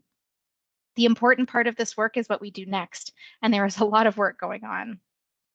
There's a lot of specific commitments within the document that we have actioned and new ones that we're starting to action. So next, I'd like to give you 4 tangible examples of some of the things that we have done to support the launch of our commitment. This slide is titled, What Does Our Commitment Look Like? And that is the title for the next 4 slides. The photo is a picture of myself at a podium wearing pretty much the same thing I'm wearing today. My face is turned to the side and my arms are gesturing in front of a projected image on a screen, and there's another person behind me. This was at a recent training I delivered to BC Park staff about the commitment to inclusion. Training our employees is a big part of the commitment, and that is one that will continue to evolve. One of the actions I want to highlight is bringing lived experiences to life in our training sessions, which is the bullet on the slide. We currently have a module of training that was co-created by BC Parks employees who have lived experiences with barriers and volunteered to share their stories within our internal training. We've collaborated on creating case studies about their experiences in the workplaces in a way that enables our trainees to not only get a firsthand account of what it is like to have barriers in the workplace, but also how these barriers can be overcome. We also add an additional layer to the learning by having trainees reflect on their unconscious biases and how it can impact their perception of people with invisible barriers, especially when we don't know they exist. As we move forward with our trainings, as an agency, we're focused on bringing in trainers and speakers who have a diversity of experiences, both in workplaces and in our parks, to help employees widen their lens about the variety of barriers that are out there in the world and what actions can be taken to help support people with them. The photo on this page is of 3 people carrying a trail rider with a person in the trail rider. And there's actually a 4th person as well that's blocked, but you do need 4 people to carry this piece of equipment. The person in the trail rider is actually the Minister of Environment and Climate Change Strategy, Minister George Heyman, and the people carrying the trail rider are from our partner organizations, Community and Power to Be. And this photo happened at the launch event for the Commitment to Inclusion. The launch event was really special because so many people from our partner organizations joined us to celebrate at the announcement, which took place in North Vancouver at an adaptive mountain bike loop that we helped to fund. Working with diverse communities is the foundation of what is going to help us realize our vision. Connecting with organizations individually and chairing our inclusion steering committee of external partners are the 2 main ways we connect right now. Our conversations focus on deepening our understanding of the barriers that groups experience in parks and then collaborating on ways to remove them. This is what the slide says. Based on conversations with our partners, some of the initial actions we've taken to remove barriers are working towards shifting to non-gendered toilet facilities, providing ways for equity diverse groups to have an exemption to the day use park pass system needed to enter certain high visitor parks. And this is to support groups that may have barriers to their ability to access technology, knowledge barriers, and just generally allow it to be easier for equity diverse groups to access nature spaces in provincial parks. We also have provided our partners who represent visible minorities in parks who run events with their members with authorization letters when they bring their groups into parks to run activities. This was created in collaboration with our partner organizations to support the fact that many members feel psychologically unsafe in parks, especially when spoken to by rangers who are in uniform who may be asking about why they're there. We are continuing accessibility upgrades to front country parks, including washrooms, parking lots, and trails.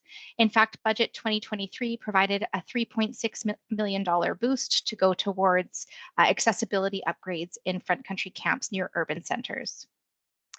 And lastly, we also partner with organizations such as Park Bus in the South Coast to support people with barriers to transportation to access parks in the system. So these are just a sample of some of the many changes that we have made based on the feedback and insights we've received through engagement with those who have lived experiences within the parks. This slide states, working with partners to support and fund inclusion-related projects and initiatives in provincial parks. The image is of 3 people on a sandy beach with a blue Moby mat rolled out on the sand and into the water. 2 people are securing the end of the Moby mat and 1 person is walking towards the camera. There are mountains in the background and a blue sky with clouds. This is one of the many projects BC Parks has funded through their license plate funding. For those who are unaware, the province of BC has a partnership with ICBC, whereby motorists in BC can choose from 3 specialized BC Parks license plate for $40 a year. All net proceeds from the sale and the ongoing renewals are reinvested into provincial parks through the Park Enhancement Fund. Community organizations can access funds to support a variety of projects, including inclusion and accessibility related projects. This is a MobiMat at Christina Lake that we help to fund, along with a new floating wheelchair to support people with mobility needs that have barriers when it comes to moving around on sand, and increases their ability to access the water. We also connect organizations with the BC Parks Foundation, who have grant programs to support equity diverse groups to support getting their members out into nature. We may also connect groups with the Discover Parks ambassadors, who offer interpretation in provincial parks, and they may work with groups to book customized events for organizations and their members that are tailored to the needs of the group. Tomorrow you'll also have the opportunity to hear from Craig Paulson of BC Parks about one of the research projects that supports accessibility and inclusion. So you'll also have a nice tangible example of ways that we work with partners to bring our commitment to life. And this final slide in this series states provincial review of BC Parks policies, processes, and practices. The photo is of a booklet with a white title page that says BC Parks Commitment to Inclusion in black font. It has black coil binding, and if you look closely, printed on the right-hand side, there is Braille. This is a photo taken of our Braille version of the Commitment to Inclusion, and in the background, you can also see other copies, and these are copies that are translated into a variety of languages. This is an example of one of the policies that we're developing as an agency in terms of what type of translations are offered for documentation. Since the BC Accessibility Act was introduced, the Commitment to Inclusion is actually the first political document that was released that features an accessible suite of translations. We have several screen reader formats, multiple languages, including American Sign Language. So translations and consistency in our translation is one of the policies that we're working on.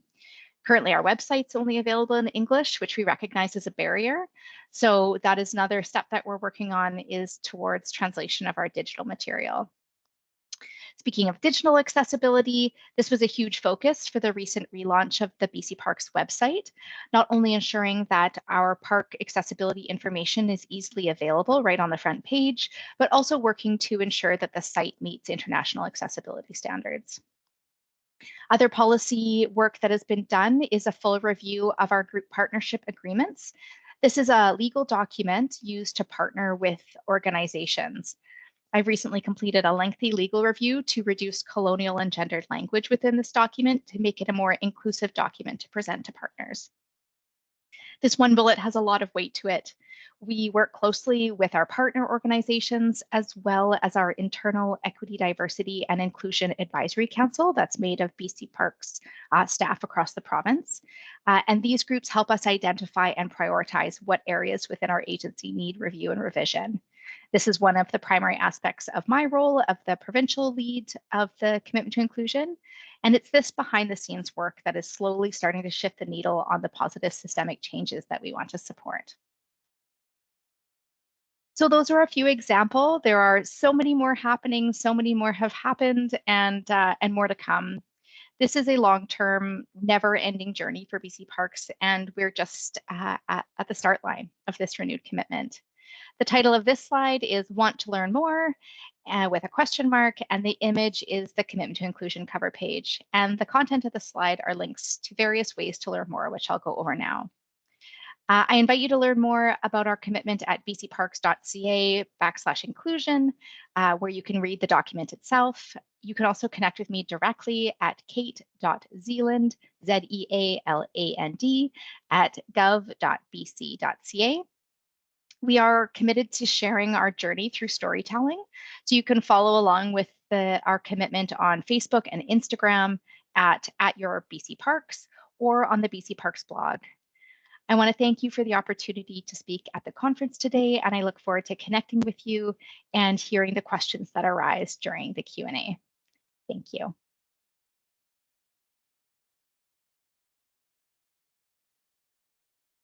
Thank you, Kate. That was fantastic. We had a few questions come in. I wanted to start with, I love that you shared that you've tried to address the transportation challenge by partnering with Park Bus. You know, we heard about that yesterday, transportation being an issue. It's come up a lot in our research. I thought that was a great, you know, attempt at finding another solution to transportation. And I'm wondering if you've seen a good uptake in that service.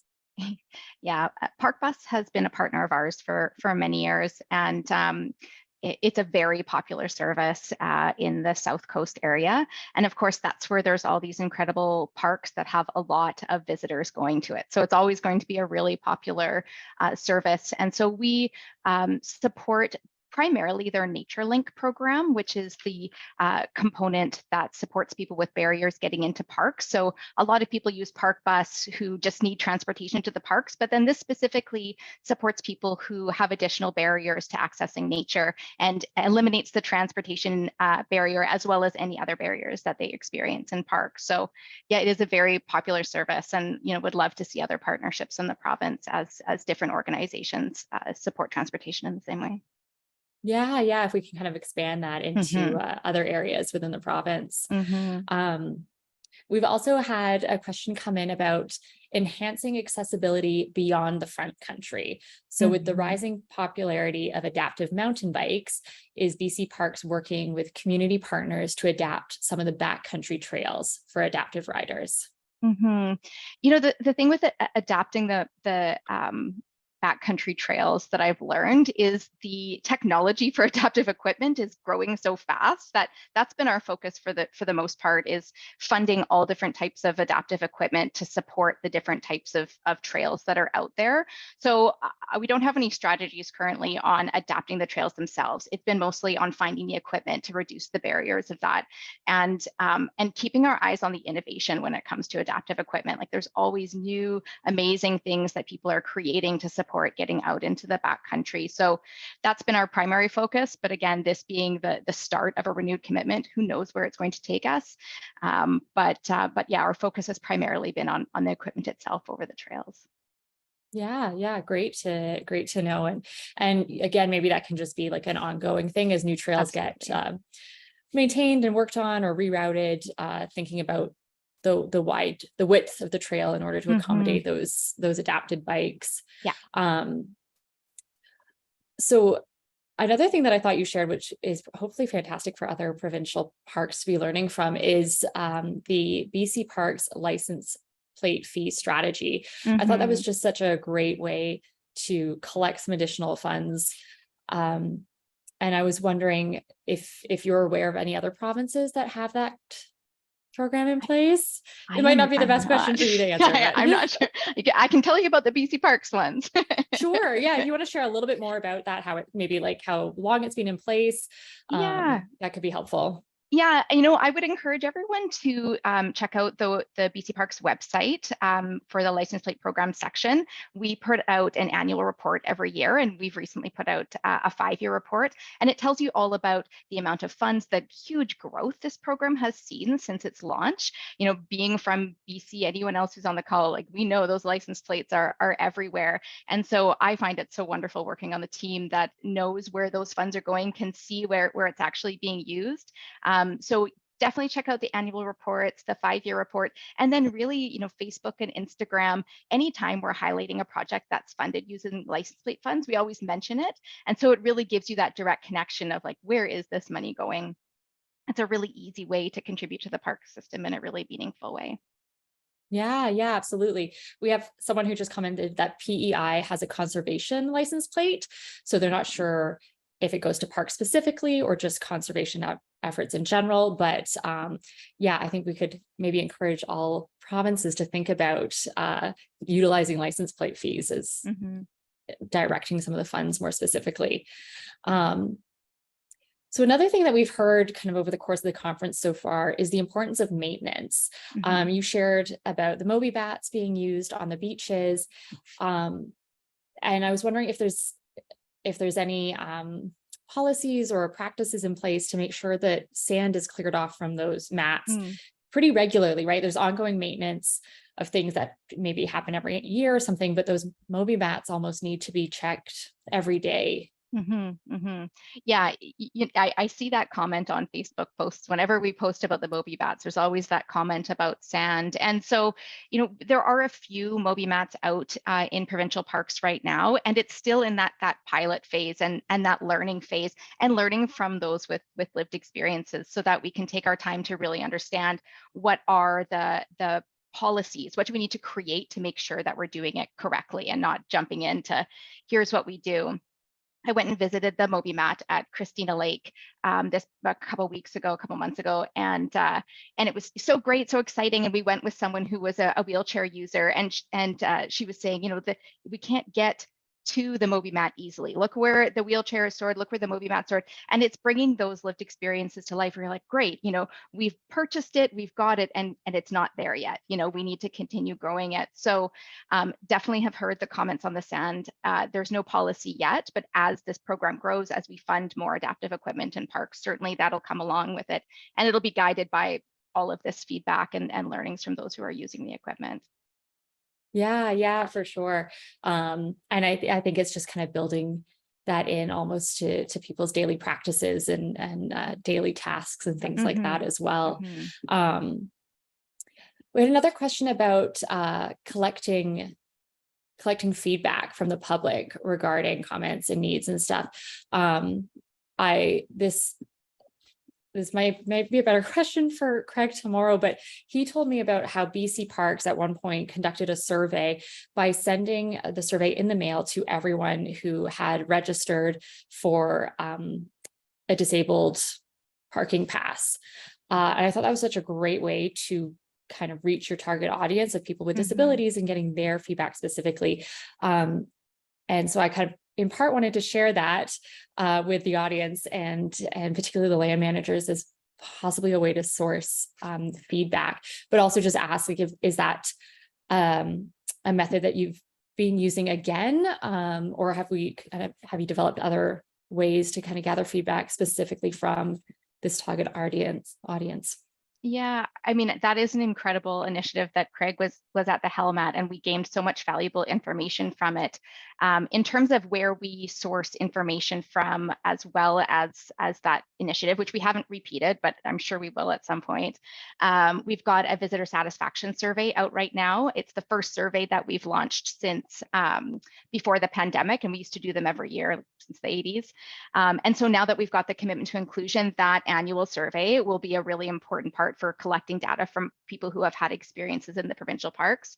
We've also got a feedback tool that's available to any park users, and it can be feedback about the big picture, or it can be their sand on the Moby mat, and we've got a system that can direct that to the right person.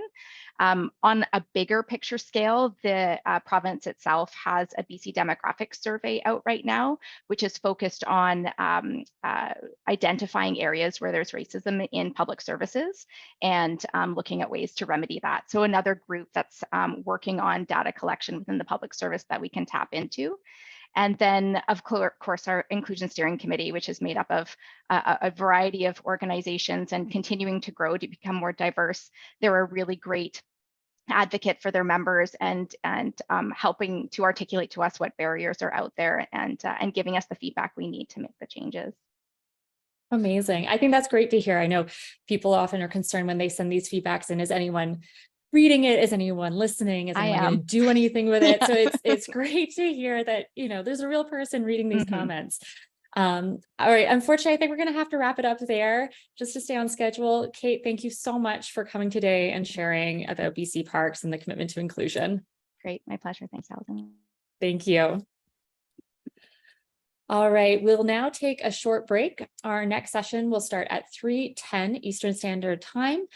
We are having a panel discussion up next with members from different organizations, as well as some land managers. Please take the next few minutes to take a screen break, get some fresh air, or move your body.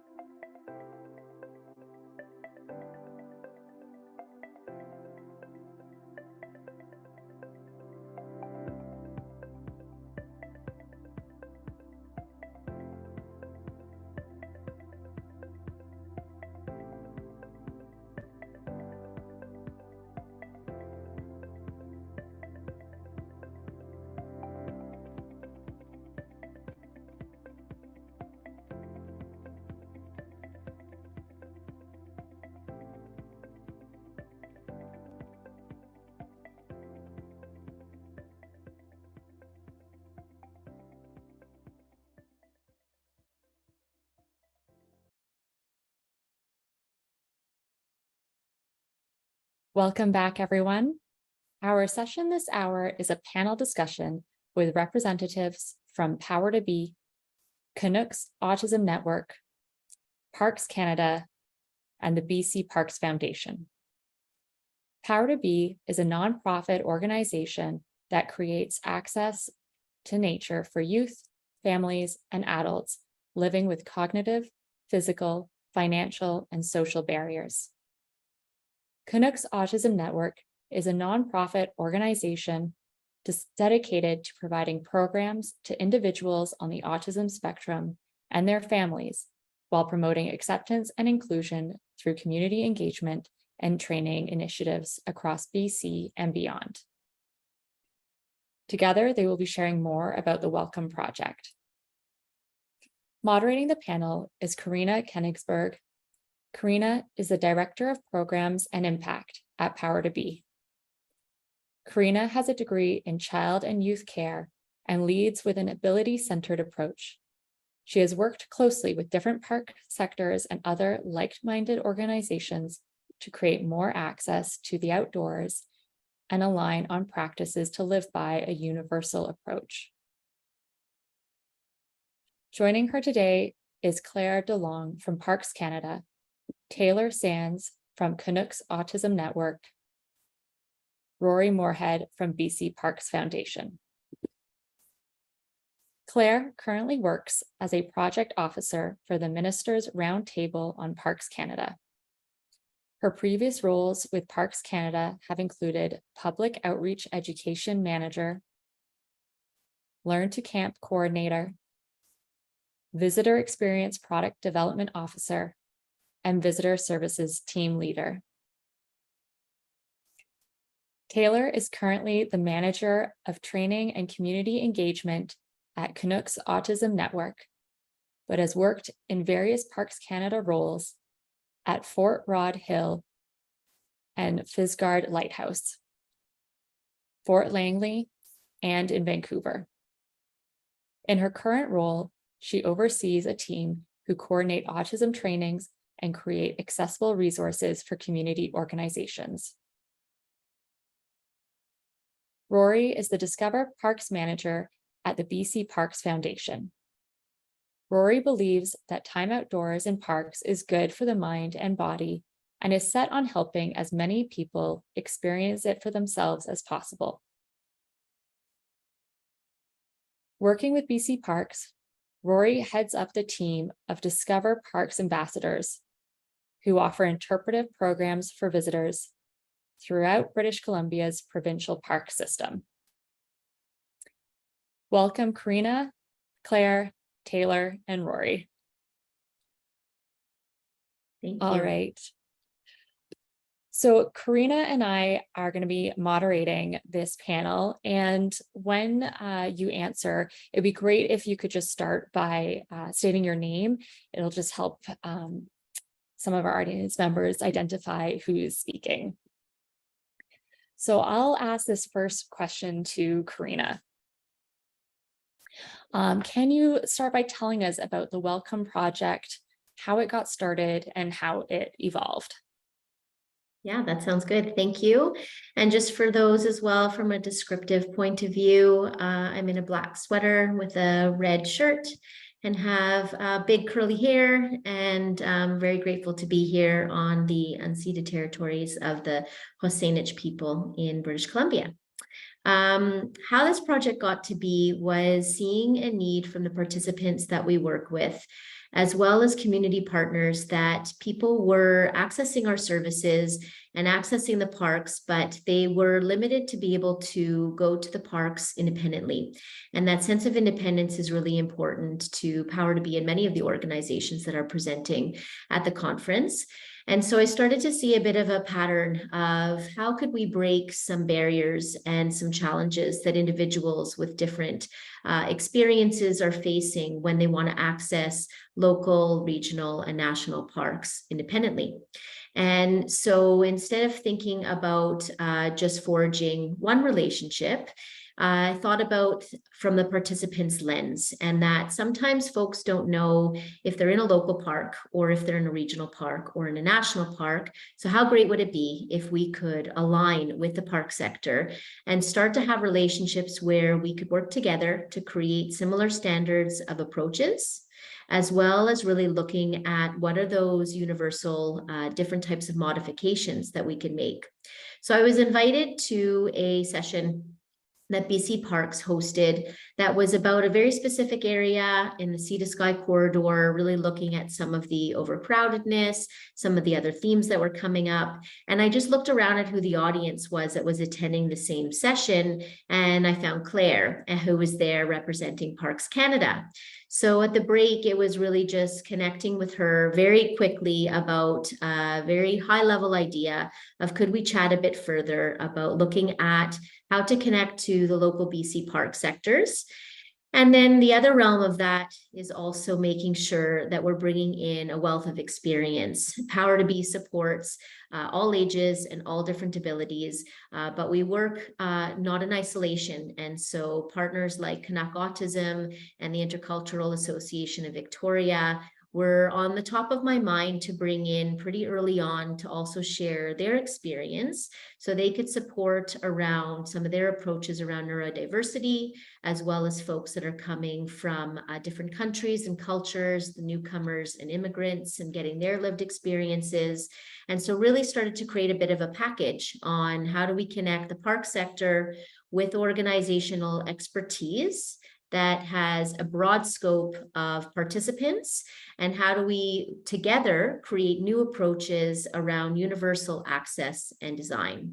So that's where the Welcome Project started. Claire really saw that this should be a driven initiative from Parks Canada, and really big kudos to her for stewarding that relationship. And then the reins were passed over to Parks Canada, and Parks Canada really worked hard to change the name to something that really encompassed that it was more than just a training. So I'll pass it over to Claire, who can share her story. Thanks, Karina. And it's so nice to be joining everybody here today. I wanted to start off by saying I go by the pronouns she, her, and I have long blonde hair and I'm wearing glasses and a green shirt. Particularly when talking about the outdoors and nature, I think it's important to recognize whose lands we're on.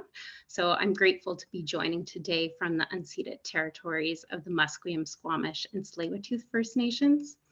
And as Karina said, the Welcome Project really came to be as we realized our organizations were working together in different capacities. So we felt that streamlining those communications and taking that more collective approach to training and program delivery would really benefit everybody involved. And so in 2019, Canucks Autism Network and Power to Be delivered training to BC Park staff, as well as Parks Canada's Vancouver Learn to Camp team on inclusive measures in the outdoors. And this training was held in person, and it had consisted of rotating stations with topics such as adaptive equipment, front loading of information, and programming best practices. And then following that training, Parks Canada team members delivered workshops on camping and outdoor safety. And then at the end of the summer, it culminated in a big overnight camping event held at Cypress Provincial Park. And this was specifically for Canucks Autism Network and Power to Be participants. And this was put on by Parks Canada and BC Park staff who were able to utilize some of the knowledge from working with these organizations earlier in the summer. Then 2020 rolls around. Given the COVID-19 pandemic, we really needed to shift and kind of come up with a team, a new way to approach training and program delivery. But this allowed us to shift to a virtual approach, which ultimately extended the reach and the breadth of the training. The Intercultural Association of Greater Victoria, also known as ICA, Canucks Autism Network, and Power to Be created pre-recorded videos with strategies for creating that welcoming and inclusive environment for the park staff teams. And then the videos were followed by a half-day virtual gathering. And this consisted of panel discussions and scenarios for each group to talk through and really receive feedback on. Then in 2020, the Vancouver-based Parks Canada outreach team also joined Learn to Camp team in the training along with BC Parks team members. And then this training helped increase knowledge and have staff consider really the varying needs and desires of individuals who show up at parks, which may be very different from their own lived experience. And as a result of this training, Parks Canada Outreach and Learn to Camp teams put on virtual workshops on camping skills and other environmental related topics for Power to Be and CAN participants. Then from 2021 onward, we were able to meet in person again, which was greatly appreciated, and able to resume some in-person workshops and overnight camping events, and put those on specifically for members of CAN, Power to Be, and ICA Victoria. And from 2021 onward, BC Parks Foundation ambassadors were able to join in the fun. They were able to join the training, really expanding the overall conversation and impact. So that's a little bit about the history and progression of this project. I'll pass it back to you, Allison. Thanks. This might be a good time to have Taylor and Rory just provide like a quick introduction of themselves. Taylor, would you like to go first? Yeah, I can go first. So my name is Taylor Sands. I use the pronouns she, her, hers. My physical description is I am wearing an orange fleece. I have medium length brown hair. And I'm also, like Claire, joining from the traditional unceded territories of the Musqueam, Squamish, and Tsleil-Waututh nations. Thank you, Taylor. And Rory? All right, over to me. So Rory here, coming from the BC Parks Foundation.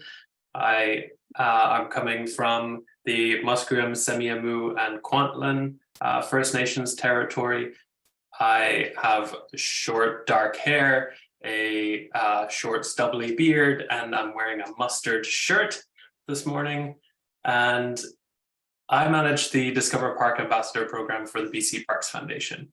And what those folks do, they are out in parks engaging, educating, and connecting people to the park system by running nature walks, programs, setting up information booths, and even doing amphitheater shows in parks. So welcoming over 100,000 people to the parks so far this summer. Wonderful, thank you. Awesome.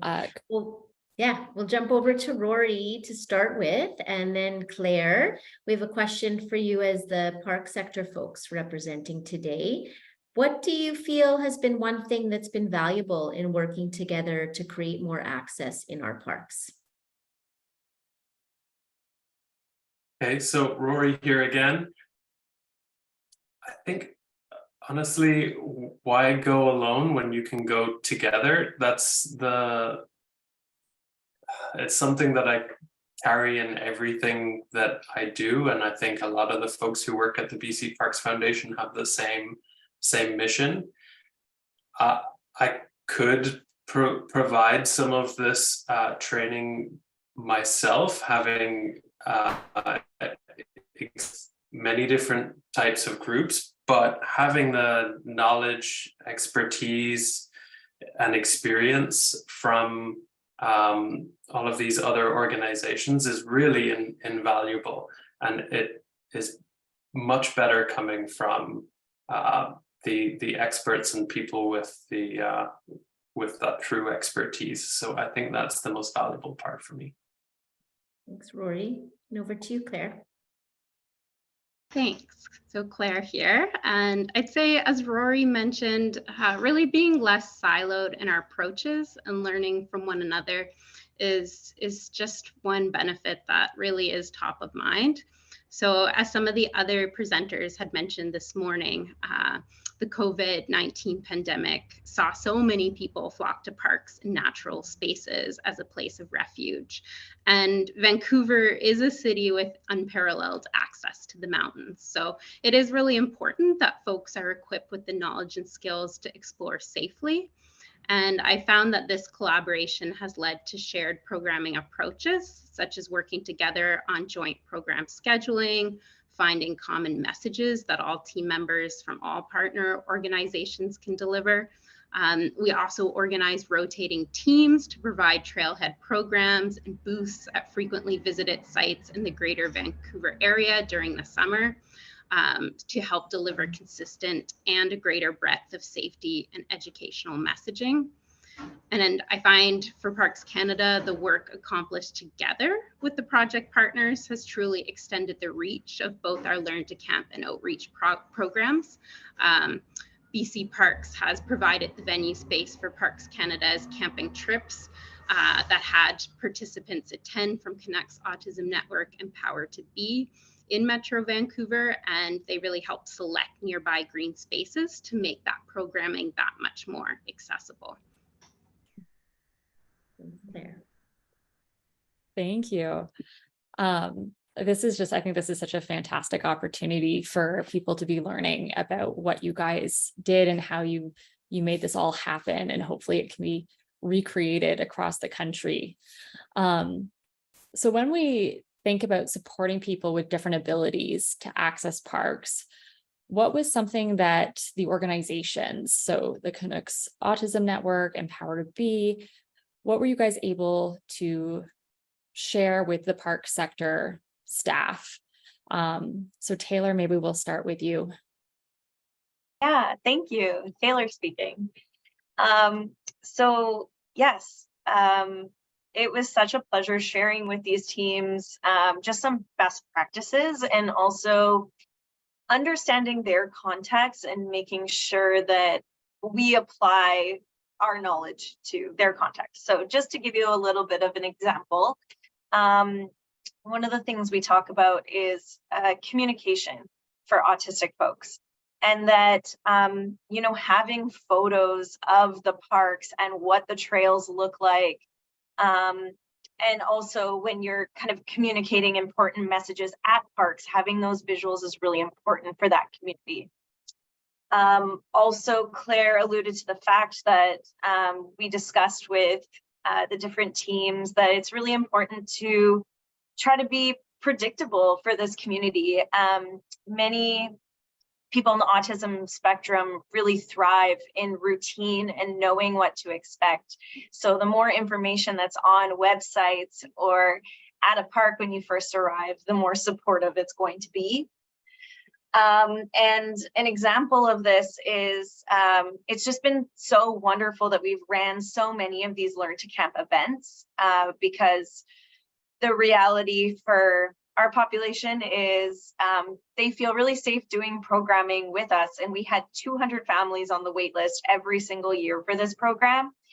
And, you know, the first year we were still learning and there were some great visuals, but I gave the feedback that, you know, when setting up a tent, there was one Parks Canada or two Parks Canada staff setting it up for the group. And then they said, okay, go set up your tents. And I mentioned that it would be really beneficial to have like a little visual package that shows a step-by-step guide. And amazingly, this summer, the Parks Canada team did that. And I was able to go through the package with one of our young participants, and he was so engaged, and it made him really want to help his mom set up the tent. So it's what I always kind of say about like the support strategies that we teach is that they are not huge things that require tons of money. They are things that you can really do on the spot, but they do really enhance the experience of participants. Yeah, I think that's such a fantastic example of something, a solution that's really not cost prohibitive, but is very effective at supporting the people that need that type of information. And I think it also speaks to, you know, we don't know what we don't know. So if parks don't know that is such a simple tool, then they just don't know to implement it. And so that's why these connections, collaborations, partnerships are so pivotal to making those changes and really getting those solutions in the hands of people that that need it. So I think that's such a fantastic example and such a great one to share with everyone. Karina, did you want to add to that? Sure. Yeah. Thank you. Karina speaking. In our workshops, I think it's really important, and I think this builds on what Taylor is sharing, is really focusing on the attitudes, the approaches, and the adaptations. And so when we're doing our workshops, we're breaking down those three components and really looking at how to create that, shift of your narrative of how people's perspective are when they're working with diverse populations. So little things around language of using people first approaches, having an ability-centered perspective, focusing on people's strengths and their interests versus potentially the barriers or challenges that people are living with on a daily basis. We also looked at some of those approaches. So how can you really adapt in a way that is meeting the people's needs where they're at? So philosophy we shared with folks is around what we call comfort and mobility and stability. And so when you're making physical adaptations as well as psychological adaptations, how are you making sure that you're doing things so people are still really comfortable, they can move around and enjoy the experience, and that they feel that sense of stability, again, from an emotional and physical point of view. And when, we speak about those adaptations, how are we doing it in a way that is, as we learned from a gentleman named Norman Kunk, is fun and fair and authentic. So not stripping everything that's exciting about the adventure that you want to do, but doing it in a way that still keeps that authentic experience, but also modifying it so that somebody can achieve the same goals, to Rory's point of not going alone, just being able to have that social component, being connected to other people, because we really do believe that inclusion is everyone's responsibility. And that comes from folks that work in the parks to the people that are going to recreate and enjoy those spaces. And so as we start to think about the person as the expert of their own experience, how can we carve out a universal approach that really looks at the person as the expert of their own experience, and where do we need to lean on creating some of those changes and modifications that shifts those attitudes, approaches, and adaptations. Yeah, thank you. I really love that. Fun, fair, and authentic. I think that's a great, mission and mantra for people to keep in mind as they start implementing these types of adaptive programs and inclusive experiences at parks. Awesome. Thanks, Allison. I'll take the next question and share this again with the park sector folks to start with. Since the Welcome Project began, and albeit that Rory, you're newer to BC Parks Foundation, and BC Parks Foundation is newer, but still have been a part of it for a couple of years. But since the Welcome Project began, what actions have you seen your team members undertake to put some of these approaches in place? Maybe we'll start with Claire and then go to Rory. Claire speaking.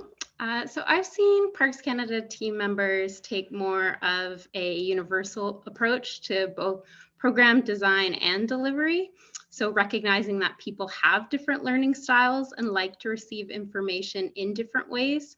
For example, by using photos and tactile program elements, and really not relying only on verbal instructions when delivering workshops to the public.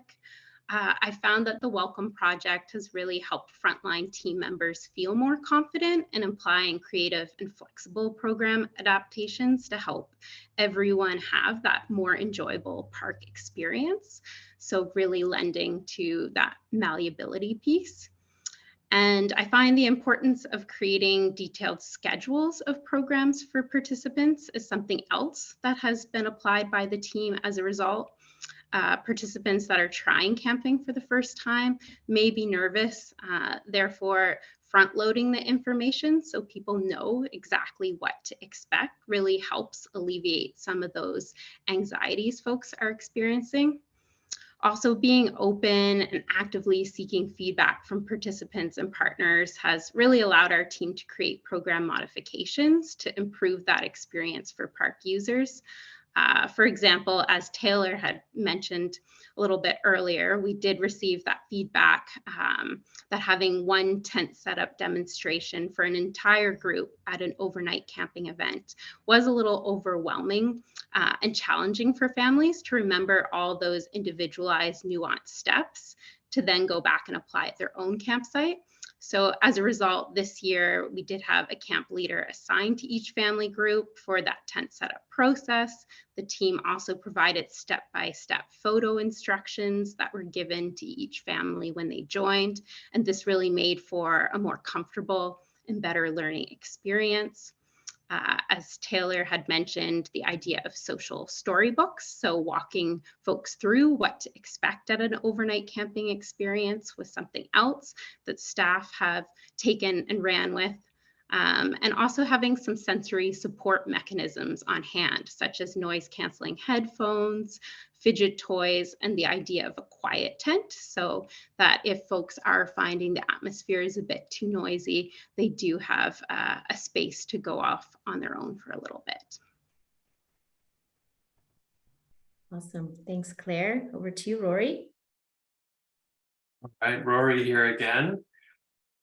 So how I see the Welcome Project having affected the BC Parks Foundation and the Discover Park Ambassador Program, there's a couple of ways. The first being a closer relationship with organizations like Power to Be and Canucks Autism Network, being connected in a way that we can invite their groups out to spend time in parks, and they can be confident in the fact that our staff have received training to be able to adapt to whatever group shows up on the day. I think those are super valuable connections, and it has spread even a little bit further than the group from the training itself. So we have groups from Mosaic, from Immigrant Services Society.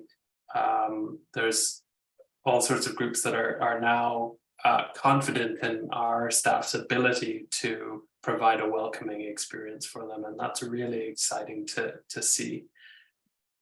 The confidence that the training gives our staff and ambassadors on the front line is amazing. In our weekly check-ins, quite often there will be highlights from teams around the province who have had an interaction with a park visitor that they're really proud of, having used some of the adaptions that they've learned through this training. And I keep a list and a record of them, and maybe I should share it with the team at some point, but it's really great to see. Over the Parks Day weekend, there were a number of groups out in parks, and the connections with the Power to Be groups and the Canucks Autism Network groups were everybody's highlight of the weekend. They feel confident in providing a amazing welcoming experience, and I can't thank everybody enough for their work that they've done on this project. It's just so great to see. That's awesome. Thank you, Rory. I think another neat piece is both Parks Canada and BC Parks ambassadors, and that connects to BC Parks. They're across the region, all across BC. And so when you think about the ripple effect or the collective impact approach, we're able to unify approaches across a whole province. And so even though a lot of examples we're all sharing are near Vancouver in the mainland and on Vancouver Island near Victoria, there's also an element that's really cool about actually working virtually gave us a means to have a larger reach. And there was over 45 different park staff from both Parks Canada and BC Parks Foundation that had their summer teams come to our workshop, where they could then go back to their regions and think about those little connections that are being made in more remote communities, in different types of communities that otherwise wouldn't have as much access, and how that ripple effect of change is being perpetuated. So that's just a little addition I'll add there. Yeah, I think that unification of approaches across the national and provincial parks is really amazing. And hopefully a standard that we can sort of work towards spreading across the country, because I've heard it from land managers, both national and provincial, that often visitors don't always know if they're in a national park or a provincial park. And in some cases, they might not really care. They're at the park to be outdoors, and they want a good, inclusive, accessible experience. And so if we can kind of unify that approach that everyone's taking at their parks, then I think we'll be that more further ahead in making sure that visitors, when they visit any park in Canada, are having that great experience that we all want them to have. So I think this is just a wonderful example you guys are sharing about how you made that possible in BC. So I have another question for Taylor and Karina. So what are some other projects that you guys have supported the park sector on with this partnership and possibly beyond? So Taylor, we can put it to you first. Yes, Taylor speaking. I do want to say that the benefits have been really mutual. So I might start off with some of the things that we've helped with, but I also want to acknowledge what Parks Canada and BC Parks Foundation have also done for us. So as Claire was mentioning about kind of social stories, which is kind of like a visual walkthrough of the experience of going on a camping trip at a Parks Canada site. That was something that we started working on with Parks Canada. We've also worked on things with BC Parks, such as a front-loading video for people who are planning to go to BC Parks that kind of talks to them about, what to pack and how to prepare. And what was really cool about filming that video was it was actually one of the Learn to Camp participants, one of the families that came to that event that actually got to participate in that. As we've mentioned before, providing training to these different groups throughout the year. We also believe it's really important to include the voices of autistic folks. So we've had autistic facilitators come in and share their experiences. But while we've done this for the parks sector, BC Parks Foundation has run guided hikes for our youth and adult participants, which has been amazing. And of course, we've benefited a lot from Learn to Camp. And even when COVID was happening, their teams were coming in and delivering virtual workshops to our families. Yeah. Thanks, Taylor. I can share some examples too. This is Karina. I'd echo exactly what Taylor has shared. Collaborations are mutual and back and forth. And again, the openness that each park sector and each of our partners was open to take our silos and to recognize that we're really all here to support people and that we all have a common goal. So I think that is one of the magic pieces to this partnership. Some examples is to be able to see the application of the workshop in action. And so joining the Learn to Camp overnight program is a big highlight.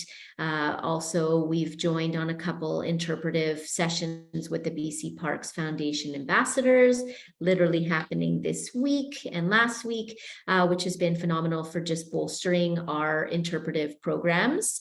As well, we were looking at part of what Power to Be does is we run Have a Go events, which are events hosted both in Victoria at our site, and we just piloted one in Vancouver.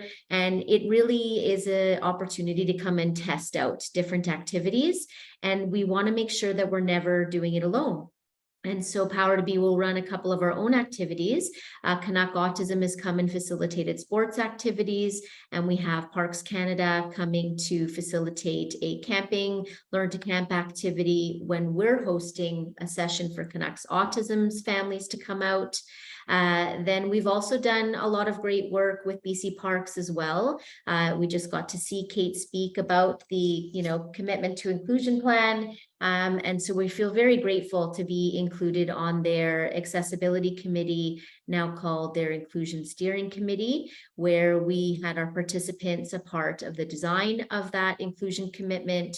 We're invited to be at the launch of that commitment. And then also a recent one was being invited by BC Parks Foundation to review some of their activity guides that they're creating. And we have an incredible group of young adults in Power to Be that really are wanting to take a bit more leadership and be ambassadors. And so as we developed that, we linked up to BC Parks Foundation, who wanted a group of folks to review their guides that will be across all BC parks for folks to be able to self-facilitate their own adventures. And we had people with physical challenges, visual impairments, mental health considerations, review these documents and offer their consultation around the design of those documents to really, again, be able to bolster some of these activities and services in a way that meets a wide variety of populations. And then just really listening and learning. So what are other opportunities we can support one another, and jumping into some of those components. So there's lots of overlap between what all of us are doing. That's amazing. I think it was so encouraging and heartwarming to hear just about the mutual benefits of making these partnerships, and I think it really speaks to how maybe it's a bit cliche, but working together, we can really make these impactful changes that benefit so many people. And it was lovely to hear about the collaborations that you guys have all had over the years, and how that this is really becoming a long-term relationship in the communities is wonderful. Totally. Allison, how are we for time? Do we have room for one question, or would you We like do. to? Yeah. No, we've got about 10 minutes, and I think so we've got time. Awesome.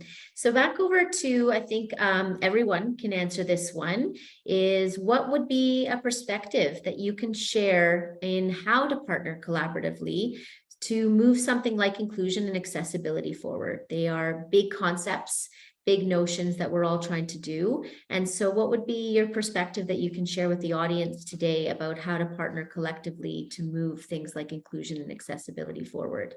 Why don't I throw it over to you, Taylor, first, and then we'll go to Rory and Claire. Thanks, Karina. Taylor speaking.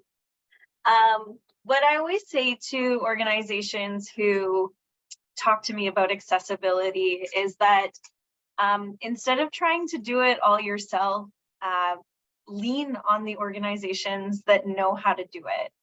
Not only because they know how to do it and they can share their knowledge, but also because they have those connections with communities. So I have seen different organizations set up amazing, accessible, inclusive events, but if you don't have that network of people that you can invite to that event, it won't be successful. So really lean on those organizations. And also with those organizations, oftentimes those populations really trust that organization, which helps as well. And another thing about partnerships is you've heard examples today of us working together as a collective. And it's great to have this big team, but I also think it's worth noting that these smaller little activities that we do together are also just as beneficial. It's really important to note that all of our organizations have very different missions and visions, but there are ways that we can be creative together to fulfill those that don't always include the entire group. And the last thing I'll just say is we are so much more creative as a collective. There are so many things that we have done with this Welcome Project that I would have never thought of. So I think having all these individuals and their creativity and their innovation is also beneficial. Thank you. Over to you, Rory. Hey, Rory here again. I think it's really tempting to be self-reliant. But as you can see from this, there is a real mutually beneficial, it's just really mutually beneficial for everyone involved in what has been created with the Welcome Project. And it really just shows you don't have to do it alone. And no matter how tempting it is to go it alone and try and put these pieces in place by yourselves, guaranteed that there are other organizations out there who are trying to do something similar and would be keen to jump in and make something bigger that has a wider impact.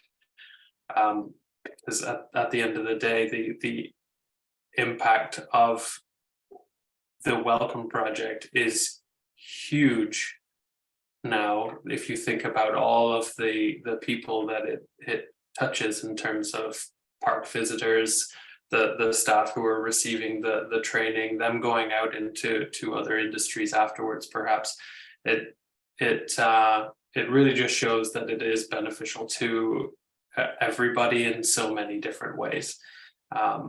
So I'm all for it. Connect with organizations in your area, connect with us. Yeah, let's see where this can go. Thanks, Rory. Over to you, Claire. Thanks, Claire speaking. So I think working together with partners with different expertise and experience really is foundational to achieving the project's goals. The following terms, collaboration, partnership, joint project, they can mean different things to different organizations. So it really is important to define the terms, discuss the roles and expertise of each participating organization, and identify those gaps together. And then getting clarity on these aspects from the outset of the project is important, as is being open to change along the way. Also recognizing the importance of project partners, having the drive and commitment to implement and adapt the project and make it work despite employee turnover. I feel that Welcome Project is a good example of the resilience to continue successful initiatives during times of change. And it really has been great to see how it's been molded and adapted over these past several years. And I think I could say that everyone on this team is really open to a growth mindset, and that perpetual learning really moves collaborations like this forward. Thank you, Claire. The only last pieces I'll just add, which I think echoes what everyone has said, is, when we look at these types of collaborations, a philosophy that I like to share with people is what we call kind of the 4 Ps, and think about that overall purpose and what are you trying to achieve and how can you do that through collaboration and partnership. Who are those people that you want to reach that maybe are underserved or living with more complexities or aren't able to access those places? So that brings us to the other P of the places. Where do you want to go? Where are the people naturally drawn to, but where are also those beautiful, magical places and spaces that the park sector is wanting more people to learn about that maybe is not being currently used as often? And then what are those practices that you need to think about when you are thinking about, okay, we want this place to be super accessible. We need to learn about modifications or adaptations or how to greet people in a welcoming way so everyone feels that sense of an approach that is super inviting and inclusive.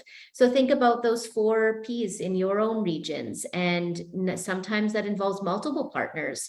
As this is an example, there's aspects we could have done this alone, but why would we? Bringing in amazing people and organizations like Canucks Autism and the Intercultural Association of Victoria to just share in their perspective, and then other park sector partners really did make this a larger model that will outlive everyone as an individual and really perpetuate that sense of inclusion moving forward. So thank you everybody for today as well. Back over to you. Thank you all so much for joining us today. I think this was a wonderful discussion, and learning about this project and how you all came together to make it possible was really so valuable.